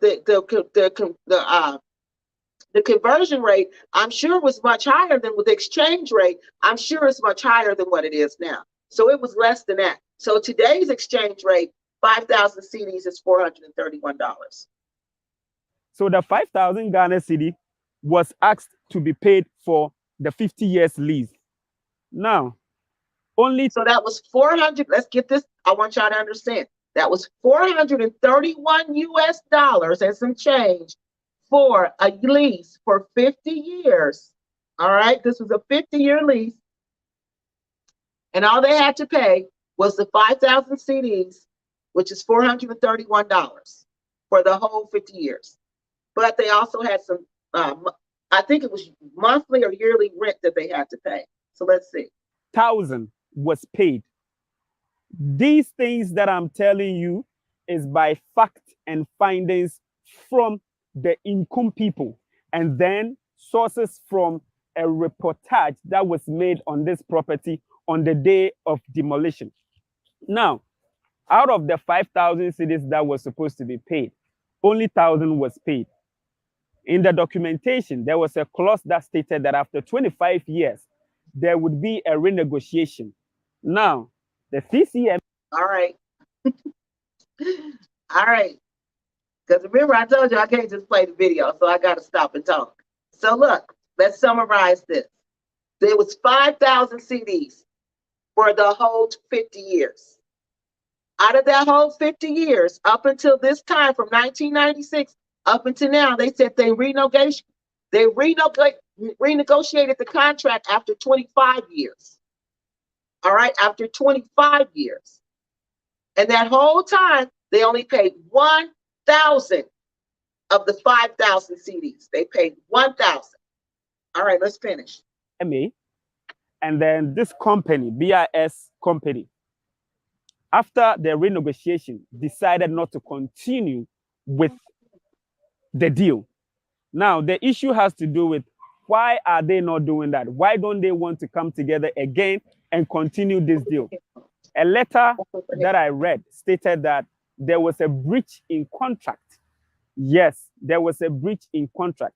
And now that... So they reevaluated them after 25 years. All right, so that's why, what did I just tell y'all? The federal government has nothing but money and time. So what did they do? They waited 25 years. They knew you hadn't paid them. They knew it. They knew it. 25 years they waited. Now, if they were some dirty dogs like Blakkk want us to, I'm Blakkk. Oh my God, what's that man's name? Go Black to Africa want us to believe, but he purchased land there.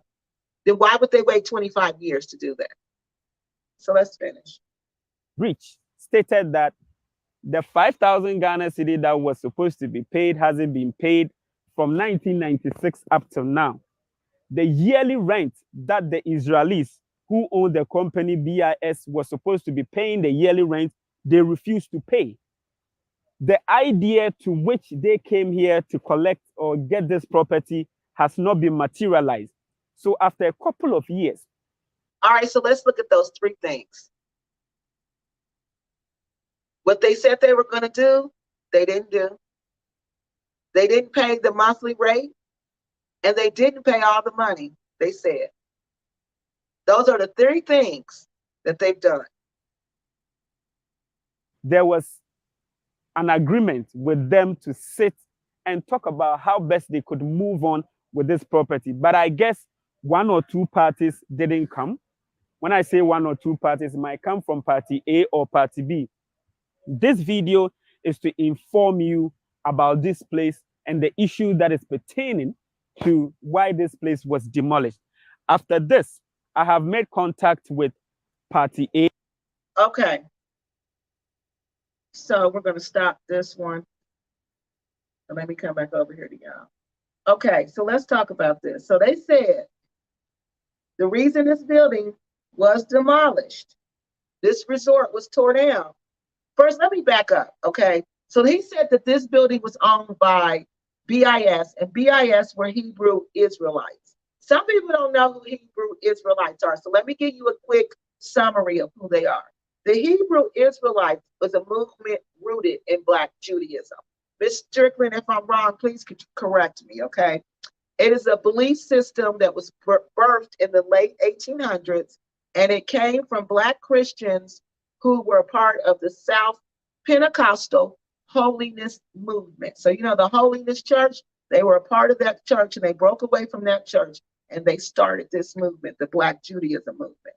They claim they have received a revelation from God that the Americans that were recently emancipated for slavery were God's chosen people, and that we were the true Hebrews, all right? Black Judaism leaders preached that self-empowerment and economic independence, which was an early form of Black nationalism. So again, who did we hear talk about Black nationalism? What was coming up in that lady's dream? And she was warning Black Acres about nationalism. So nationalism is a big deal. So they were this Black Jews was the first form of Black nationalism, which means self-empowerment and self-independence. It was a fundamental. It was the fundamental for other groups like the Nation of Islam. They also believe in self-empowerment and economic independence, and so did the Black Panthers for self-defense. They also believed in that movement. They also emphasized the Bible theme of the oppressed nation being led to the promised land. So they emphasized that the oppressed people, which was us, the Hebrew people, the original Hebrews, that we were going to be led to a promised land. Now, the founder of this movement, we're going to talk about two founders, F.S. Cherry and A.B. Bibbins. F.S. Cherry was a self-declared prophet, okay? He started this movement, like I said, in the 1800s. In 1886, he started the Black Jew Church in Chattanooga, Tennessee. Wow. Where he preached that white people were inherently evil and that they were hated by God. Cherry also instructed his followers that the earth was square and that Jesus would return in the year 2000 to install blacks over the whites through a race war.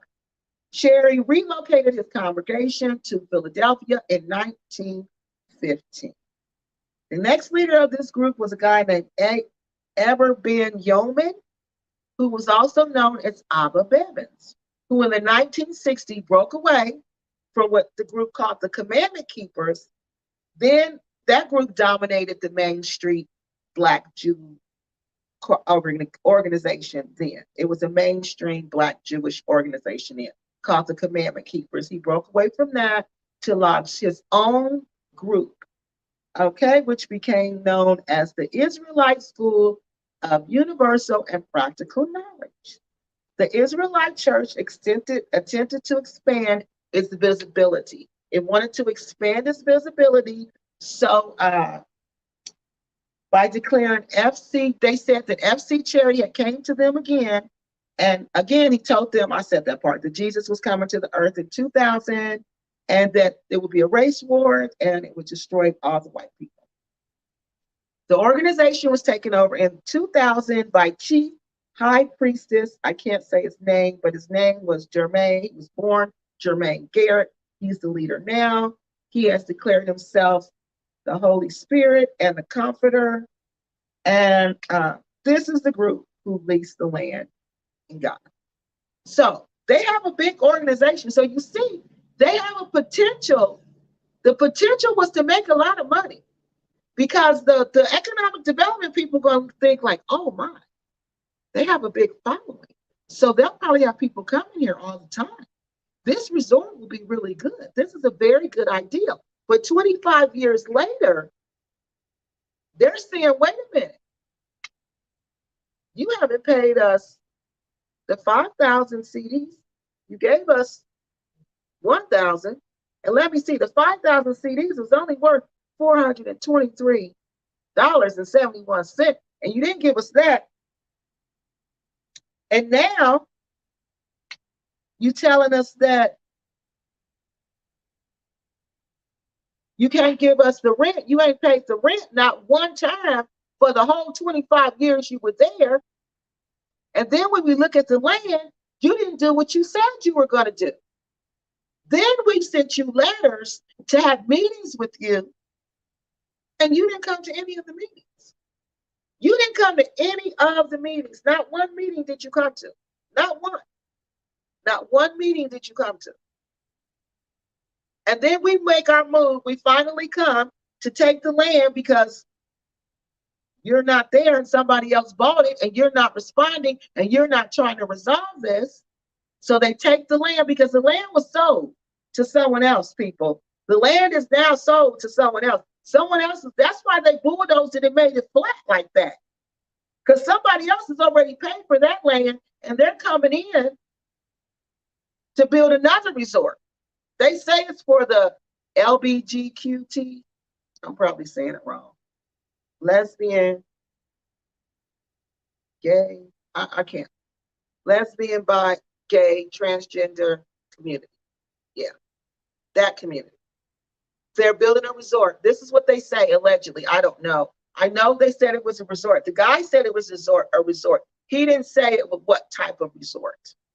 But it's the same thing they gave them an opportunity to do. 25 years, you've done nothing. You built something, but the people in that community said that that area has been like that since the 1990s. He hasn't really done anything else after that. Nothing else. He built that up and that was it. They don't get, I guess they weren't getting a lot of customers. I guess they weren't generating a lot of revenue. Well, they weren't even paying them the little revenue that they asked for. And the fact that they waited 25 years, I can't even believe they waited 25 years. Because we didn't do that. To the market people, if you didn't pay, we went in. That was part of our job. We would shut your little store down. You didn't pay that month, we were coming in, we were going to shut your store down, and we were going to take whatever we wanted out of your store. So I can't believe they even waited 25 years. So let me go over here and answer some of your questions. And you people think they're going to fool with Black Acres? They're going to keep fooling with them, run into their court system, calling their police. When the other people go to invest, they put them up. They do, and that's what we have to do. That's what I keep telling you. We have to move as a unit, not as individuals. These Indian people and these Chinese people and these Arab people, they're moving as units. They're not moving as just one or two individuals trying to outdo each other. They're not doing that. They're putting all their money together, like Invest, Relocate Africa was trying to do until the Dusty Divas destroyed it. Yeah. So they were trying to do that in the Gambia, but it didn't work because people got jealous. We got jealous of each other. And what do? When we get jealous of each other? We try to destroy each other. And that's what happened. So until we do that, Miss Mary Lee, you're right. We can't just go in there as one person money, unless you Michael Jackson, and he ain't even here no more. Or Lisa Marie Presley, who got Elvis's money. Unless you got that type of money, nobody's listening to you. Nobody's listening to the individual. Nobody. Everything you're saying is correct concerning the building of a business in Africa. Yeah, I used to work for the government in Africa. And I have a master's in public administration, people. This is what I do. And I told you why I quit. Because I can't do this every day. I can't hit up. But in my case, it wasn't big businesses I was taking down. These were people on blocks, like blocks of people, like a whole block. I'm not doing that every day, people. And these were poor people. They would take the poor people's houses. They would knock the houses down. We would build really expensive housing. We would build malls. We would build restaurants. We would build my phone is ringing. Buddha, come push this red button. Hold on, y'all. My phone is ringing. Beautiful. Go tell Beautiful, call her grandma. No. I have her do it. No, never mind. Hold on, y'all. He about to end the whole thing. Push this in the call and go grandma.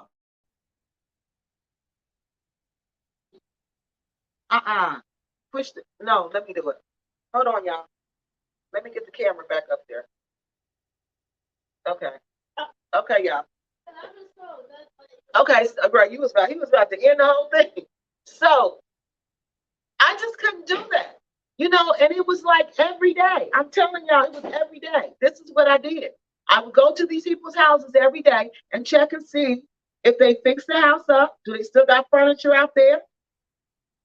Do they still got the beer bottles out there? Do they still got the cars out there? And if they did, I wrote them a ticket. And it was so many fines against you because the people owned the house. Most of them didn't pay the taxes. We could get you for that. So I got tired of doing that. I couldn't do that every day. Like I said, I wasn't doing this to businesses. I was doing this to little individual people, whole communities. No. But yeah, that's how business works. That's what it's all about, making money. And you got to realize that. Hey, go tell Beautiful, give me another pineapple juice. Tell Beautiful, give me another pineapple juice. I seen go back on African dating show a few weeks ago looking for a wife. Really? For his son? Oh, God. Looking for a wife for him. For a second wife, because you know they can have second wives over there. Mary Lee, in what country? Right. Exactly. Somewhere in Africa, I'm sure, looking for a second. That's for him. Because he know he can have a second wife over there. And I'm sure they throwing themselves at him. I think you are correct about the funds. However, some of these African and FBA YouTubers are in Africa lying and selling dreams. That's why I keep telling people, yeah, because they are. They are. They are lying. They are completely lying. Because when that Black to Africa was saying that, I knew that was a complete lie. I'm like, that is not what happened. That is not what happened. Why would the government take to do that? Why would they damage their reputation internationally for some people to tear down their property? Why would they do that? Okay.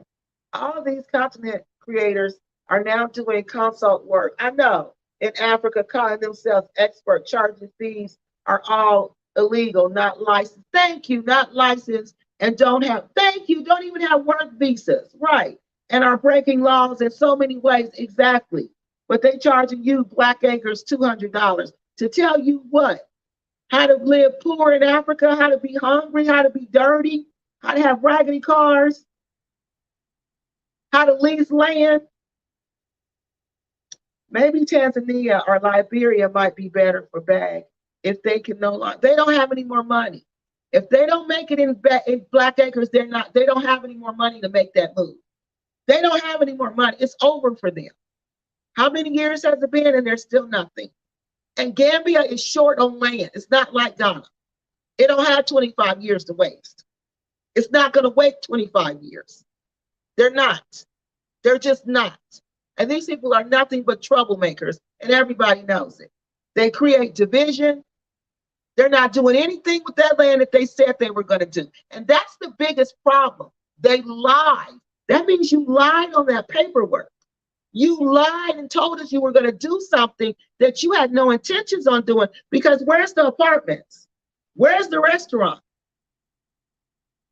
Where's all the stuff you said you were going to build? It's not there. Only thing you built was that house. And in your videos, you clearly say, this is for you and your family. You're not trying to do anything for the community. You want to kill the cows if they eat your grass. Like I said, it's just a matter of time, people. It's not if, it's when. It's when. The U.S. government employs educated Black women to work in their embassies in Black countries as they run a background check on the USA Blacks living in that particular. Yeah, they do. I told you why they talking about lying on me, trying to destroy my reputation. I'm like, please. I know I got to take a background check every 5 years or whenever I change a job. So please. Come on, I'm not you, Blackacres. I don't know what y'all doing. I don't know what y'all doing. Because y'all some scammers, though. Y'all some crooks and criminals. Go Black is married to a doctor. Oh, you can figure out the rest. Oh. Wow. I hope she makes money. I hope she's a good doctor. Thank you for the research, Miss Kiki, on the Ghana situation. I do know no matter how flat a pancake is, there's always two sides to every story. And it is. It's always two sides to every story. You're more than welcome. Thank you for asking me to do it. There's always two sides. Like my grandmother said, there's always two sides to, no, she would always say, there's three sides to every story. There's your side, there's that person's side, and there's the truth. No, Miss Kiki, that's the lie. They can't. want people to believe we have nothing to do with Judaism. See, that's what I'm saying. You you got to ask people. That's why when I go to Africa, I can't believe everything I read and studied in the books. That's why I like to live amongst the people, because that stuff don't be true. It's like they'll know a little. It's like somebody from the outside watching you and writing a book about you. They don't really know you. They just watch you and they write a book about you. So that's why you got to always ask them. You got to always get inside that culture and ask the people so you can know the truth. Yes. I'm sorry. I don't remember the country. I'll see if I can find it. Yeah, he's looking for a wife for himself, please. Oh, that's right. She probably don't have time to go to Africa like that. Is she a doctor? I didn't know the Hebrew Israelites had been around that long. Yeah, they've been around for a long time. But they weren't called that, remember? They weren't called that until I think the 1900s. They started with Mr. Cherry, didn't call them that. He called them something else. Oh, Uganda. Probably so, because they're young in Uganda. You can get him a young, nice looking wife in Uganda, and they're built real nice. So yeah, he can get him somebody nice over there. We believe we are the descendants of the Israelites that excelled into Africa past 700 D. We were sold into Africa and placed on ships and brought to America and the isles of the tribe of Judah. Get it right. Yeah, you know what? I read that. I didn't read that here, but I read that in history. Yeah, I read that before. And if you do some tracing, there's some, you know what I mean, like tracing, historical tracing, where the tribes traveled, because you got to remember, they were going back and forth from east to west, central to west to trade. I forgot what that one was called. Ours was the transatlantic slave trade, but there was another slave trade that went through across Africa, from East Africa to West Africa. And that's how they believe that these original Hebrews got to West Africa and got to the West, got here in the United States. So yeah, there's validity, historical facts to support that story. All right, so let's see. Yeah, it was, you know who has that show? What's his name? O'Shea Duke Jackson. That's one of his channels, and they do they date it's just ridiculous. That ain't for him. If his son wanted to date a girl, why wouldn't his son go on there? That's for him. He wants a second wife in Africa. Hey, Kiki, it's a resort. It's a resort for, oh, okay. Well, it's a resort. Now think about that population. Now, what did I tell you? Did I tell you it's about the money? Didn't I tell you that? That's a huge population. That transcends race. That transcends country. That transcends economic status. So if that's truly who it's for, that was a smart economic move. Because that's what they're looking at. They don't care nothing about your personal business, because it's all about the dollars, the CDs, the Naira, the Dalasi, the pounds, the euros. That's what it's about. That's what it's about. As long as you're not doing anything illegal, it's fine with us. The name Jew is derived from the tribe Judah. We are the original people from Yah. God gave the covenant to. Yep, that's what I thought. I read that in school. We talked about that in school, actually. Kiki, I want you to introduce me to a couple of Gambian women without chicken. What? I don't do that. I don't do that. I'm sorry. That just makes it seem like Gambian women are objects. Go back, Charlie. Whoa, $300 an hour. Said he will not talk to you. Oh, Jesus. I wouldn't talk to him at all. He got a stank attitude. I don't like him. I don't know how y'all could talk to somebody who give off such bad vibes. But Blakkk has an East African country, was in an East Uganda or Rwanda. Yeah, he gives off really bad vibes, negative, womanizing vibes. Yeah, he does. I don't like that. I go by the vibe I get from you, and I don't get a good vibe from him at all. Rick is nothing but a that's all. And he don't even have the skills. It's nothing wrong with being a dreamer, but it's something wrong if you can't implement that dream. If you can't put the pieces in place to implement that dream, then you're nothing more than a dreamer. You're not doing anything.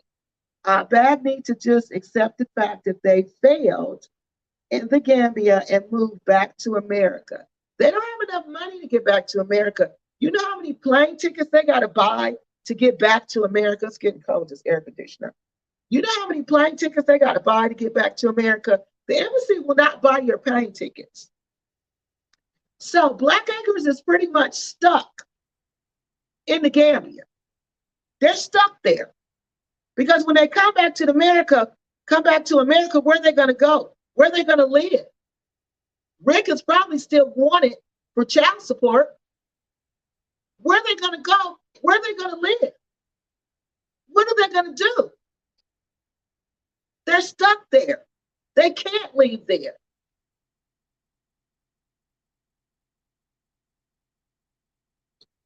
Back on their way back to America. I don't know who's going to pay for it. I don't know who's going to, maybe their kids. Maybe they'll put a GoFundMe together and the Americans, they'll beg for it and y'all give them the money. They'll give them the money. They just got greedy to have all that land and not use it like Blakkk is doing. That's why they're going to take it from them. You can't do that. You can't just have all that land and sit and think you're going to build a 4,000 square foot mansion. You don't even need that. That's a resort right there. They don't even have to build the resort. Y'all done built it for them. That's how stupid they are. That's just how stupid they are, but that's what they get. Doctor with Latasha's, with Latasha kids. What you talking about, Travel On? What does that mean? Did I read it right, y'all? Doctor with Latasha kids. I'm sorry, that's lots of kids. A doctor with lots of kids. And lots of kids, yeah. Wow. I bet he do got a lot of kids. Because he's one of them, like Rick, one of them slick Rick talkers and shooting that game. And them women fell for it, thinking he really gonna do something. And he ain't, Black to Africa ain't gonna do nothing but talk. I think Blakkk will move back to the U.S. They burned too many bridges. Yep. You know what? I think you're right. They can't stay. It's going to be too expensive, and they're going to have a GoFundMe to come back. Blakkk seemed to have done better when they were living in Tennessee. They had a beautiful home, and at least they were eating much. Did they have a beautiful home? I can't even imagine them having a beautiful home. Did you see pictures of a beautiful home? Because I can't imagine them having a beautiful home. Because if they had a beautiful home, she would keep that house clean. She would keep that house clean. Black Acres would be clean. Because it's not about what you have, it's how you take care of it. Now, I can't believe they had anything beautiful because they're dirty. Their cars are dirty, they're dirty, she's dirty, he's dirty. I don't talk about people's kids. So I'm going to leave them out. I can't believe they were successful with. They couldn't have been successful. People don't just up and leave, y'all. Successful people don't do that. We may want to, but we can't. We got too many obligations here. Too many. We can't just up and leave. Unsuccessful people, they're not connected in the community. They're not connected in the society. They can up and leave like that. I fail to believe Blakkk was successful like that. Because when I hear them talking, it sounds like they were struggling in the United States. They was barely making it. And they came up with this brainstorm idea. Let's go to Africa because we can make it and we can be rich in Africa.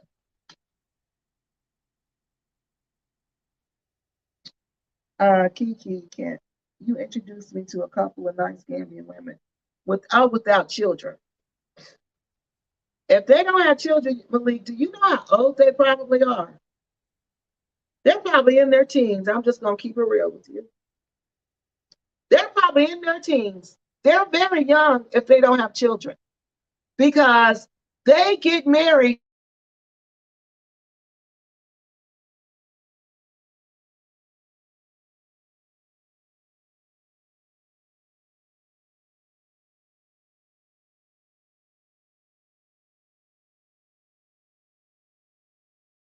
It's the Wi-Fi, y'all. It's the Wi-Fi. And do you know T-Mobile had the nerve to tell me that they're working on the tower near me, so I'm going to experience some outages. Can you believe that? And then they sent me a bill after that with children. Well, Malik, they're too young. I'm not going to introduce any grown man to people. To those are girls. Those are girls. Those are girls. You got to turn that way down. Those are girls. They're not grown women because the grown women are married or divorced and they already have kids. Because once they get married, the next job is to have kids. So they're going to have kids right away. So that's going to be nearly impossible unless you want a teenager. Ghana doesn't like LGBTQ. No resort for them. I heard that too. I don't know. People keep saying that, but you know, people lie. People lie. Oh, they just passed a law against that. Didn't they just have a big uproar about that? So you know that's a lie. People just lie. They lie because they want us to say, oh, this and all that, when that's a complete lie. Because I think I just saw a story about that. He's condescending to the, he is, because he thinks he's better than them. Rick and Cynthia are wannabe broke colonizers. Go back to his known that he is a scammer. Lord, he's a scammer. I shouldn't say that. I think he scams because let me tell you why, in my opinion, because he warns you against Africa while he's steady going to Africa and buying land in Africa. Okay. Yeah, he's very arrogant. I just don't like his. I told you he comes out, he got a stank attitude. I don't like that. I didn't know Rick had other kids outside of. Oh, he do. He probably do. Remember, Sweet Juicy Mama was 17, underage when he met her, and he was 21, and he went over there to get his hair braided, and she got pregnant. Remember that? Remember that, y'all? So he probably do got other kids. I don't. I know. I need my glasses fixed so bad, y'all. So bad. But my son told me about an eye doctor near me because I was trying to go to my family eye doctor we've been going to for years, but he can't get me in for a while.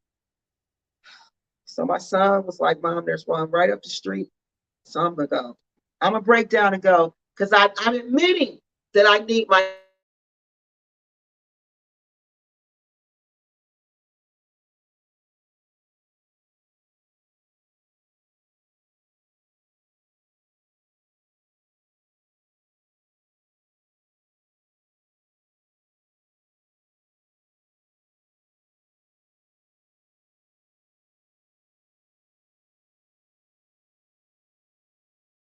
All right, y'all, it's back.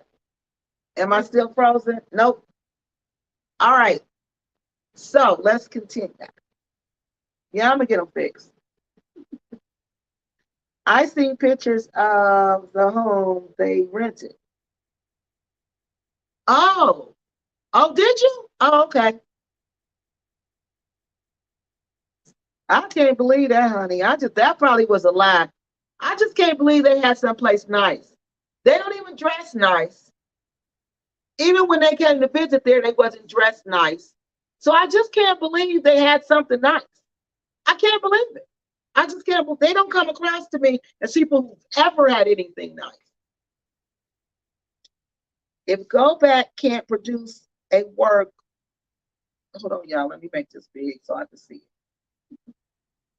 If Go Black can't produce a work visa that shows he is legally operating his business abroad, then he is breaking laws on both sides because he's not paying taxes back here in America nor legal abroad. Exactly. But I bet you he doesn't have a work visa. I know he doesn't have a work visa because he's not working in his head. But if you're generating money like that, you're working. And you can't do that.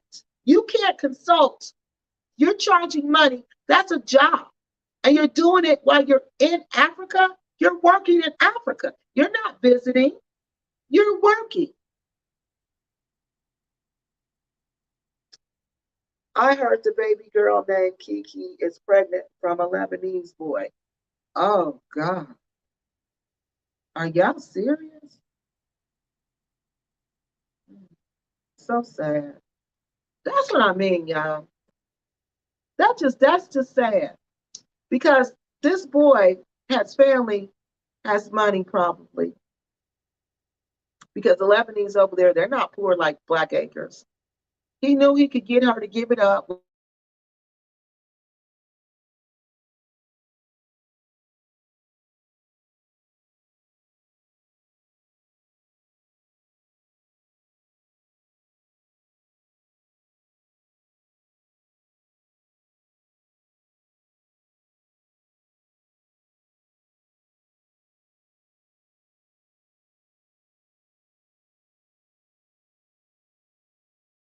I can't believe that, y'all. I hope that's not true. I hope it's not true because you know what? It just fulfills the stereotype that black girls are easy. That black girls are easy. That black girls are so easy that they even let you do it without a condom. Let you do it without a condom. Because I guarantee you, and this is alleged, we don't know if it's true. I'm just telling y'all what they gonna think about her. His family, for one, ain't gonna let him marry her because he probably already got pre-engaged, a pre-arranged marriage to some Lebanese girl because they do pre-arranged marriages. He's not gonna marry her. I hope this is not true because I'm just using you for what I can get because they don't even date for real. So if they're dating you and kissing you and doing things like that to you, they're not serious about you and they will never, ever marry you. So I hope this is not true. I hope she didn't let herself get played like that because now she's just going to be the talk of the town because over there, you don't do that. You don't do that. You don't do that. So I hope this isn't true. I hope it isn't true because that's another embarrassing thing if it is true. Well, time will tell. We will all find out. I lived in the Gambia for 9 months. I watched yours. Oh, thank you. Okay, thank you so much, Miss Aretha. Thank you, thank you, thank you. Yeah, I hope that's not true, y'all. That bothered me. I hope that's not true.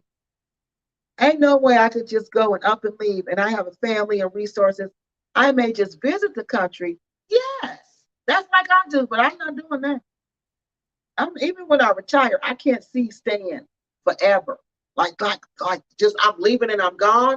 No, why would I do that? I have kids here. I have family here. I can make money here easy.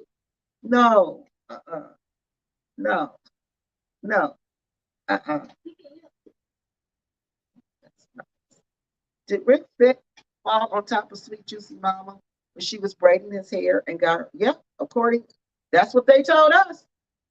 That's what Rick and Cynthia told us. And he didn't think it was his baby because I think he was on leave from the army and he didn't think it was his kid. Bag didn't show the picture. Someone who didn't like them did. He also said Rick had a criminal past and they were running away from predators. Yeah, he does. Because UN did a story about that. But I can't believe that Blackacres have a nice house. I don't believe that. That I do not believe. I don't believe that. Because you don't just be dirty like that. You don't just wake up and be dirty like that. You just don't. I'm sorry, you just don't wake up and be dirty. You just don't. That's been the rumor that Blakk's daughter, are y'all serious? That's been a rumor that Blakk's daughter is pregnant. She's actually the most productive. Wow. If she's pregnant, she won't, Frozen. Well, if she's pregnant, she won't be the most productive member because it ain't like the United States. You're not going to get any aid. You're not going to get any assistance. She's going to have to go over there and hope they don't take the baby because they will take their babies. They won't leave them with you. If he claimed this kid, if this is true, and if they want that baby, they will take that baby. They will. Because the fathers get those babies. She ain't going to get no money from this. She ain't going to get nothing from this but a bad reputation. So I pray and I hope this is not true. I hope this is not true. I hope it is not true. Blakkk was born in Africa. His parents were in the military. He also has ex-military. He talked about it way back when I used to watch the channel. Yeah, but military is not the same as Africa. That's what I be telling people. When you're in the military in Africa, that ain't the same as living in Africa. You living on a military base. You're doing everything Americans do. So you're not really in Africa. Those military bases just be just like America. So look, first let's understand, like, okay, look. So now we need to ask the question. Now we've been on here for how long? 2 hours and 16 minutes. Now we need to ask the question. Do we think this is going to happen to Black Acres? Do we think the government is going to swoop in and take that land from Black Acres? Do you think Black Acres is going to lose that land? What do y'all think? What do y'all think? This is what I think. This is my personal opinion, my professional and personal opinion. In the Gambia, individuals, for one, can't own land. Only the government can own land. All right? There's different types of land transactions you can do to lease land from the government, but ultimately, all three of these forms chase back to the government. The government owns the land in the Gambia and in Ghana. Even in these customary leases. Free land, that means you just own the land outright. Everybody wants that. Customary land is when, like I said, the Akalo will lease you the land and you're leasing it. You don't own it. You're leasing it like Black Acres. Leasehold is when, say, it's like sharecropping. That's what I describe it. Like you lease the land. They might even be doing a leasehold. And a leasehold is when I lease you the land. Because you see, when they grew rice, the Department of Agriculture came out there and got some rice. And you see the Department of Agriculture comes out there whenever they want to and just do different things. So they might be leaseholding the land from the Department of Agriculture. All right, so look, those are the three ways you can only lease land in the Gambia. And again, this land is only leased for 99 years.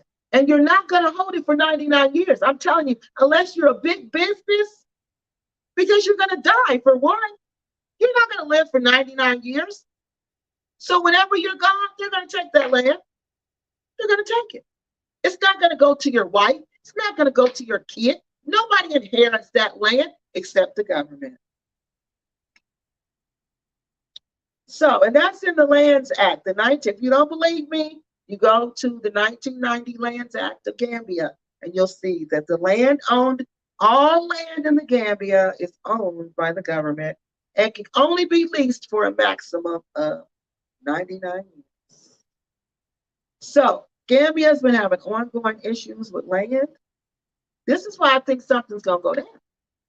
Gambia has a land shortage. They've been having ongoing issues with land, with people selling land that they don't have the right to sell, with people selling land 2 or 3 times. There will be 2 or 3 owners of the same land. This has been going on. Akalos are now illegally selling land. So Gambia has a big land use problem. That's another reason I'm speculating in with my professional thinking skills, not my just what I think and what I feel out for just my personal experiences. No, this is my professional experiences, having worked for government, local government, and having worked for the government in West Africa. That it's like I said, it's just a matter of time of when they take this land, because there's a land shortage. I don't know how many times I got to tell you this.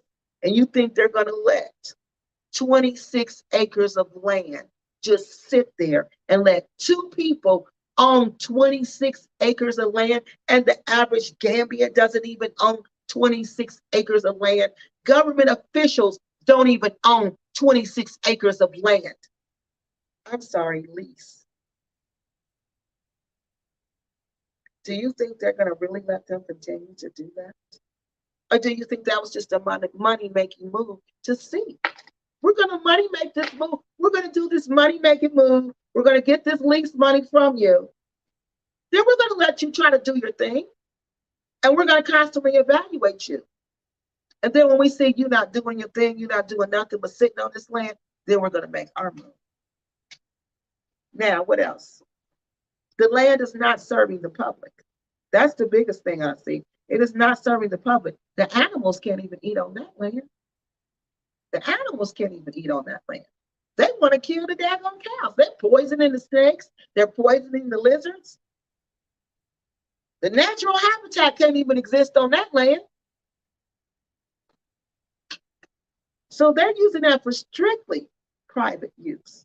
And it was formerly a rice producing farm, okay? But I think they're right. They produce rice that's too salty. I think that's the problem why they can't produce rice out there, because I think it's too salty, because that's a big deal that's going on in the Gambia also. That's how I know they're just not going to let this land just sit here and let Black Acres play games with it. So the Gambia has about 1 million hectares of land, okay? Out of that 1 million hectares of land, only 500,000, a little over 550,000 is considered suitable for agricultural growth, for agricultural production. Now, again, you think the economic development department, that's their job, to be aware of how the land is being used. You think they're just sitting there? You think they're going to just let Black Acres sit on that land and continue to sit on that land and do nothing? Even though it may be too salty for rice production, we can always put a real resort there. So, Black Acres is also has a terrible reputation in the Gambia.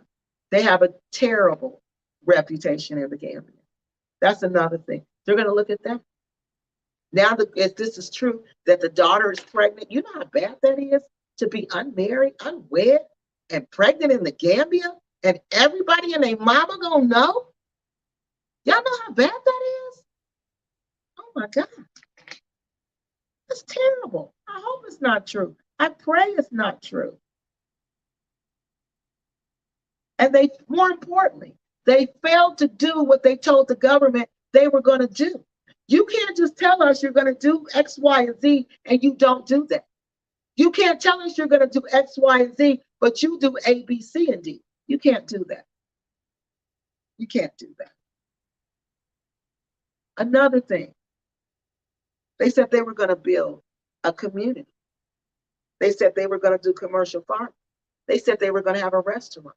They said they were going to have housing. And all they built was what, people? That house and those fake crops that they get from somebody else and bring to Black Acres. So if I know that, you think the government doesn't know that?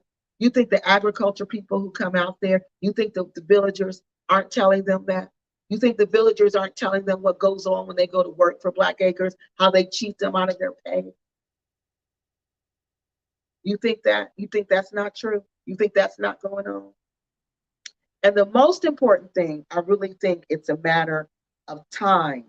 It's not if, It's when Black acres becomes no acres.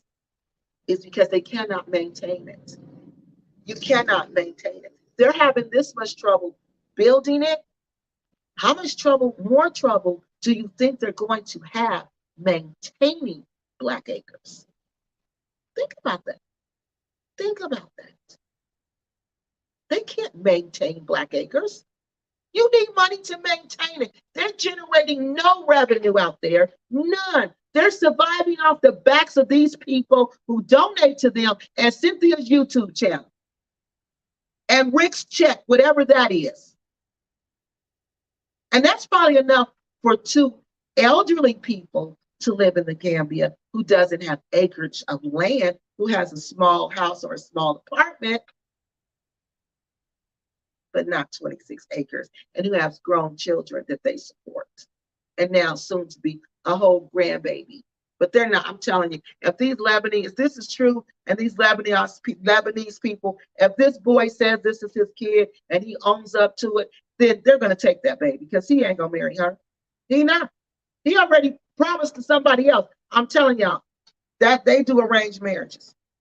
So, in my professional opinion, having worked locally in the United States in local government and having worked in West Africa for the Kumba Urban Council doing economic development, where I implemented eminent domain to take people's properties, I'm telling you, it's just a matter of time before Black acres becomes no acres. All right, so what do y'all think? We're going to go through these comments real quick, and then we're going to get off of here. All right.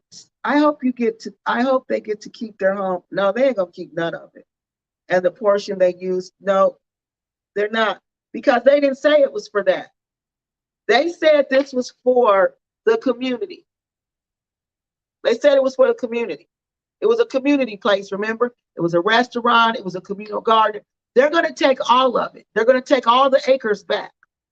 All of it. Because it's leased. It's not owned. You didn't buy nothing.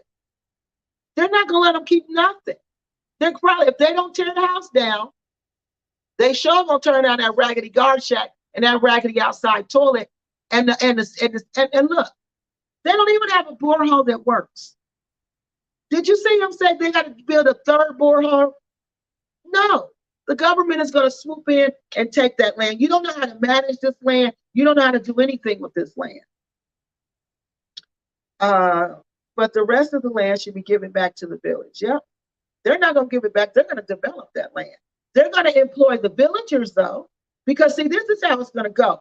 We're going to develop the land. We're going to have a resort there. We're going to tell the people, you need to hire the people in the surrounding area. You need to hire the people who come from this community to make this deal. They're going to say, okay, because we're going to need employees and we'll gladly hire them. And that's how it's going to go.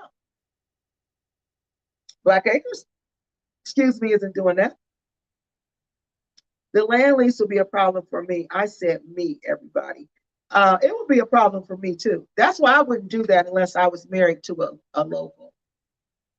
And it had to be a man. I wouldn't marry a woman. I mean, I'm a woman. I can't marry a woman. But if I was a man, I would be worried about that. Because in Nigeria, if you marry a Nigerian woman, she just loses everything. You can't buy no land on her. She ain't even considered Nigerian pretty much anymore. So no, if I'm not married to one of them, I would not be trying to buy any land over there or do anything like that. Could blacks and Dusty Devious and the happy companion lose their land too? Not if it's small.